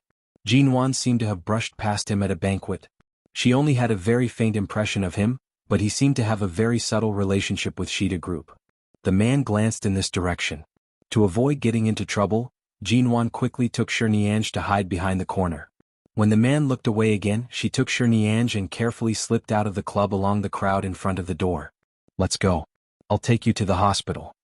Jinwan also drank some wine tonight and couldn't drive. She helped Shirnian to the roadside to stop a taxi. Shirnian was probably really confused and irrational. Following by Jinwan's side, she nodded in panic and then shook her head. After helping her into the taxi, he told her the address of High City Central Hospital. He then raised his hand to grab Shirnian's hand that was about to pull open her clothes. He picked up his phone with the other hand and hesitated for a moment. He then glanced at the male driver in the taxi. The driver kept glancing at the rearview mirror, as though he had noticed that Shirnian's condition was not right. Two women, one of whom had been drugged and looked seductive, faced the male driver who looked strong and strong. Jinwan secretly sent a text message to Qin sighting with her cell phone, but she didn't know when he would see it. Dr. Qin, are you in the hospital? Shirnian was drugged and is now with me. Should I take her to the hospital or do you want to come to a nearby hotel? Less than a minute after the message was sent, Qin Shiding called. What the hell are you texting? Qin sighting's tone was cold. Obviously it was because she was talking about Shirnian, but even if it sounded cold, didn't he immediately call back? These duplicitous men were really in need of a lesson. Miss Shur is with me right now. Are you coming? Jinwan only asked, but her eyes were wary of the male driver who kept glancing at them. Qin sighting was silent for a moment. Jean Wan glanced at the driver's license plate and license plate number on the front of the taxi. I'm on Luyin Road right now. The taxi I took is High AR 589X. Are you going to rush over yourself, or should I bring someone over to look for you? The driver's eyes were originally fixed on Nianj, who was clearly drugged. When he suddenly heard Jean Wan tell him the license plate number of the taxi, he immediately calmed down, withdrew his gaze from the rearview mirror, and drove seriously, not daring to have any other thoughts. Qin Siding clearly heard the caution in Jean Wan's words. Luyin Road was not far from the hospital. He said coldly, I just finished an operation. Send her to the hospital first. When they finally arrived at the hospital, Jean Wan helped Nianj out of the car. Although it was already dark, there were many people in front of the hospital. Nianj's breathing was heavy, and her face was too red. When they entered the hospital, they did not make much noise, but they still attracted attention. It was not until they entered the elevator that it became quieter. After entering the hospital, Nianj seemed to have figured out where she was. She was clearly uneasy, staring at the numbers on the elevator in a daze. I'm not sure if it's appropriate to send you to Dr. Qin. Right now, if you're still awake, you can refuse. I can send you to the hotel immediately, Jean Wan said softly. Nianj leaned against her. Her hot breathing and increasingly heavy breathing made her look very uncomfortable. At this moment, she suddenly smiled and said hoarsely in a low voice, It's not that I haven't slept with him, but looking at me now, I'm afraid the only way he can help me is to give me a tranquilizer. He won't do anything like what you think. Jean Wan did not speak any more, holding her steadily with her hand. Although she did not ask more, she remembered that Nan Heng had said that Nianj had gone to America 4 or 5 years ago. Nianj was 2 years older than Jean Wan. In the months after returning to China, the relationship between her and Qin Siding had clearly not eased. If they had really slept together, could it be that when she was 17 or 18 she and Qin Siding, Nianj did not know if she was really confused by the drug? She leaned against Jean Wan's side, saying hoarsely and softly, Back then, before I returned to America, I got him drunk and fell on him. After I raped him, I patted my butt and left. I've been gone for so many years. She smiled as she spoke, but there was loneliness in her eyes. At that time, I was indeed young and impetuous, and I was indeed too selfish. When I chased him, I was so passionate, and when I left, I was so resolute and thorough. It's understandable that he hates me, Jean Wan. What could she say? She could only say that it was already very impressive that Nianj had the courage to tear Dr. Qin's clothes. She could even rape a grown man. She could only give her a thumbs up. Impressive, impressive, really impressive. When they arrived at the floor where Qin Siding's consulting room was located, Jean Wan directly led them over. Qin Siding had just finished an operation and was probably in the ward telling the patient's family something. There was no one in the consulting room. Jean Wan lowered the temperature of the air conditioner so that the slightly cooler air could make Nianj feel more comfortable. Just as Nianj was helped to sit on the bed in the consulting room, the door opened. Qin Siding was wearing a white shirt and trousers. When he entered, he only put his white coat in the crook of his arm. As soon as he came in, he saw Nianj sitting there. At a glance, he could tell that she was indeed not the same as usual. He paused and turned to look at Jean Wan. Where did you meet her? My studio had a dinner party tonight. We were drinking in the entertainment club downstairs of the Greenwood Hotel. She was pestered by 2 men in the corridor. I saw that she seemed to be in a bad condition, so I took the opportunity to take her away. Jean Wan said and glanced at the time. I'll leave her to you. I'll go first. Jean Wan was about to leave. Seeing that Qin Siding was probably not in the mood to chat with her, she said before walking out of the door, By the way, the person who drugged her seems to be surnamed Xiao. That person has some status in High City, but I don't know much about him. I only know his surname. Chapter 400. My colleagues from the studio are still in the club. I'll take a taxi back. You don't have to worry about me. Jean Wan waved at him and happily opened the door to leave. Qin Siding glanced at the time. It was not safe for a woman like Jean Wan to go out and take a taxi by herself at such a late hour. He was about to call Mo Jingshan when Nianj fell from the bed. His gaze faltered, and he rushed forward to carry her up. Jean Wan walked out of the hospital and was about to take a taxi when 2 black Mercedes stopped in front of her. The window of one of the cars rolled down, and the man with the surname Xiao sat in the car coldly, looking at her coldly as if a venomous snake had suddenly jumped out of nowhere, staring at her coldly and fixedly. You know Nianj? The man surnamed Xiao asked. Jinwan looked at him mildly.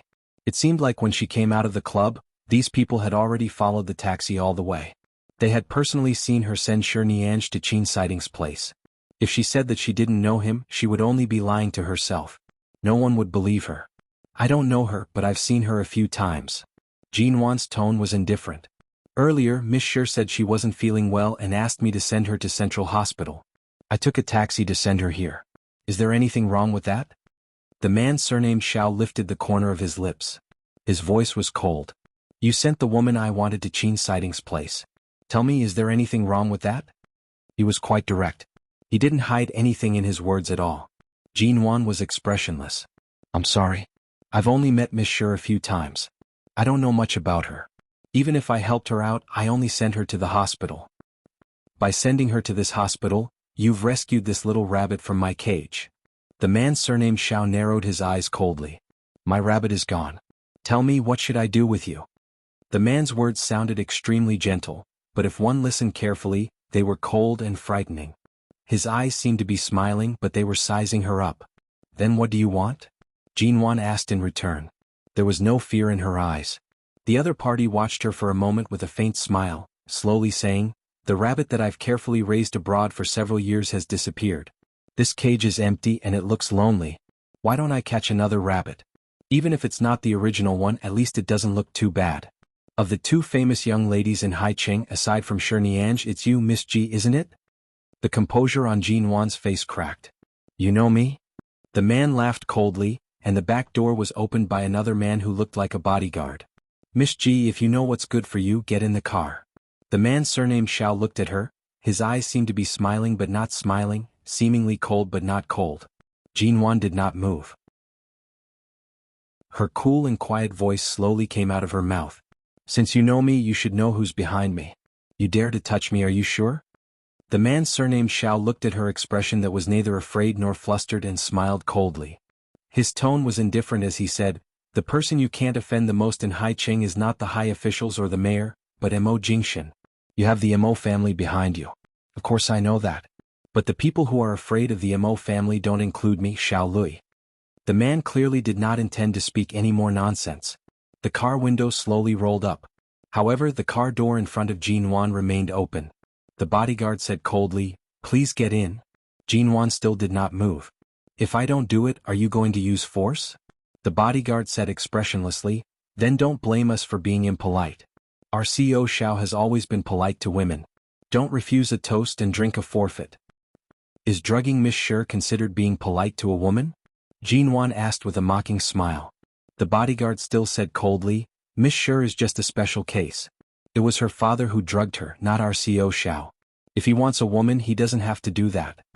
This kind of thing had little to do with Jinwan. She was just listening, but now it seemed that if she didn't get in the car, it would only lead to more unnecessary consequences. Even if she resisted with all her might, it would be useless. She looked around. There were no patrolling police cars, and it was already past 10 o'clock in the evening. There were fewer people in front of the hospital than before. If she rashly called the police or asked for help, her cell phone would probably be taken away. After thinking for a while, she didn't resist anymore and obediently got in the car. Xiao Lui sat in the passenger seat and silently watched Jinwan get in the car through the rearview mirror. Jinwan didn't resist at all after getting in the car. She just pressed the bag in her hand and asked calmly, is this kidnapping or what? Can you not confiscate my bag and cell phone? Xiao Lui looked back at her. Have you ever seen me kidnap someone in such a moral way? Jinwan also coldly looked at the bodyguard outside the car door and the driver in black in the car. If this isn't kidnapping, what is it?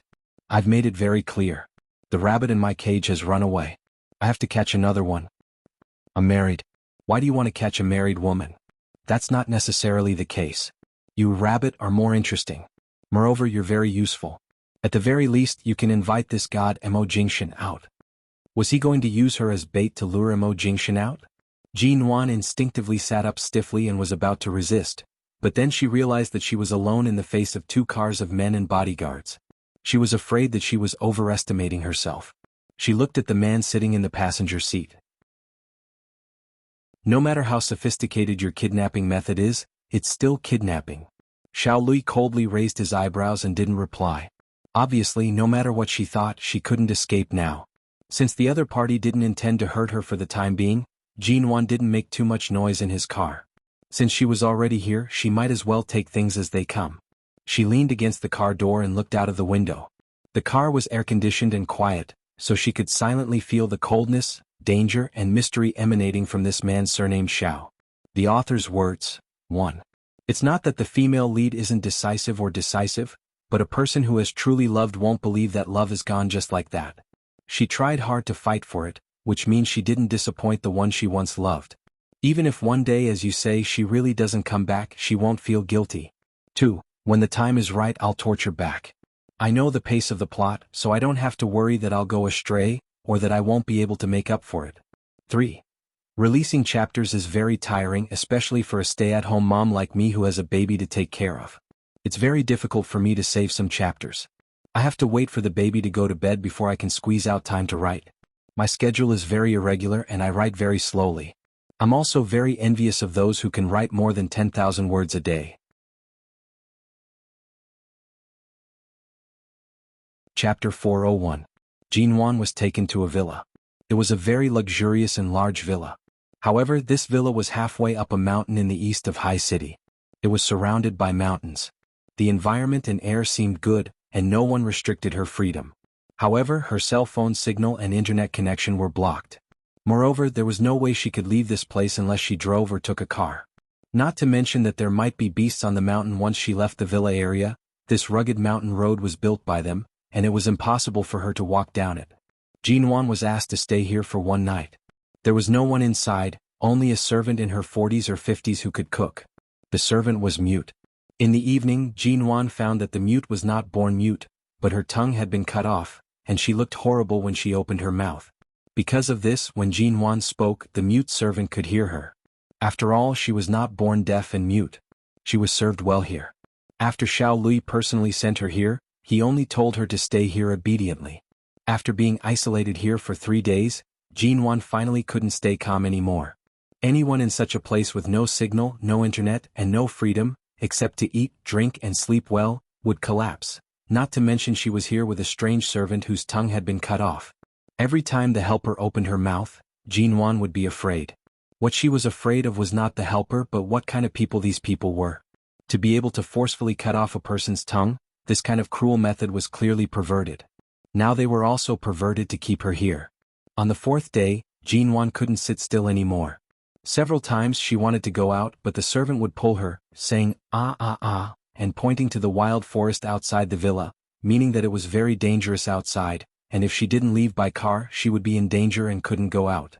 Jinwan could only sit in the front yard of the villa in vain, holding the cell phone that was fully charged but had no signal. She dialed 110 again and again, dialed Mo Jingshan's number, and dialed the numbers of all the people she might know, but the call didn't go through. On the morning of the 5th day, Xiao Lui came with a rabbit that he seemed to have just caught at the foot of the mountain. Covered in blood, Rabbit was dragged into the villa by the ear by a bodyguard. Jinwan hadn't slept well these days. She sat in front of the villa with dark circles under her eyes. When she saw Xiao Lui come in, she couldn't help asking, "How long are you going to keep me here?" Xiao Lui glanced at her expressionlessly, took the rabbit from the bodyguard's hand and threw it in front of her. Jinwan subconsciously dodged backward. She lowered her head to look at the bloodied rabbit on the ground and instantly felt a chill run down her spine. She raised her head to look at him. "Are you a pervert? Have you ever seen a pervert give a roasted rabbit to his prisoner?" Jinwan glanced at the dead rabbit on the ground and took a step back. "I'm not interested in eating it." Xiao Lui expressionlessly walked past her. When he entered the villa, he glanced at the breakfast placed on the dining table. Seeing that it hadn't been touched, he glanced back at Jinwan. "Miss Ji, are you not used to the food or are you going on a hunger strike to resist?" Jinwan looked at him up and down, saying indifferently, "You're no one to me. Even if I starve to death here, it's useless. Why do I have to resist in such a stupid way? After being locked up here like an idiot for several days, anyone would lose their appetite. I can't eat anymore." Xiao Lui glanced at her again, coldly smiling. "You're quite sensible." Jinwan glanced at him. "Seeing that I'm sensible, can you tell me why you locked me up here? Such good food and drinks may seem like nothing, but this kind of mental torture is even worse. What grudge do I have with you that you have to torture me like this?" Xiao Lui coldly withdrew his gaze and didn't answer her. He sat at the dining table, asked the servant to bring new tableware, and ate the breakfast specially prepared for him by the servant. As he ate, he said calmly, "Miss Ji, sit here and let's have a chat." Jinwan walked over but didn't sit down. She just stood by the dining table and kept a safe distance from him. Xiao Lui didn't force her to sit down. Glancing at her guarded expression, he said indifferently, "It seems that I overestimated your position in Mo Jingshan's heart. He is indeed more ruthless and calm than I knew him. He had learned the news that you were taken away by me 5 days ago, but he still hasn't taken any action." "Really?" Jinwan's expression was very calm. "Aren't you sad or sad? During the days I took you away, your husband didn't care about you at all. He didn't even take any action. There's nothing to be sad about. Our relationship has long been in trouble. It's normal for him to ignore me." Xiao Lui looked at her for a while and smiled coldly. "Why do I feel that you want to cry?" Jinwan glanced at him coldly, and there was a lot of mockery in her eyes. "Do I look like I want to cry?" She obviously despised and repulsed Xiao Lui, a pervert of unknown origin, and her tone was not polite. "I'm not surprised that a man who no longer loves me can be heartless to me now. I've already cried. Do I still need to cry in front of people like you?" Xiao Lui casually smiled. "It seems that CEO Mo really doesn't care about you. I thought he would do something in the dark, but he didn't do anything in the dark. It's clear that he doesn't even care about your life." Jinwan glanced at the man who deliberately poked her heart with words. Xiao Lui suddenly smiled. "Since Mo Jingshan doesn't want you, why don't you just marry me?" "Jinwan, CO Xiao, do you have any misunderstanding about a married woman? Me and you? Let's not talk about why I should marry you. I still have the title of Mrs. Mo. What qualifications do you have to stand in front of me and ask me to marry you? Speaking of which, we've only met once and today is the second time we've met." Xiao Lui leaned back in the chair, his voice still cold. "I told you, you gave the rabbit I raised for many years to Qin sighting. Now you're the substitute rabbit. Since you're a substitute, there's no need for any feelings. Just stay in the cage obediently. Eat whatever I tell you to eat and do whatever I tell you to do. There's no reason. You really are a pervert." Jinwan impatiently frowned. "Since Mo Jingshan doesn't intend to save me, why do you still keep me locked up?" That you're tuning in to the Han Li's Wuxia Chronicles YouTube channel. We're so grateful for your support, and don't forget to subscribe to join us on this incredible journey through captivating stories. Your generosity through donations truly makes a world of difference, as it's the primary source of revenue that allows me to expand and enhance this channel for you. Thank you from the bottom of my heart for being a part of this adventure.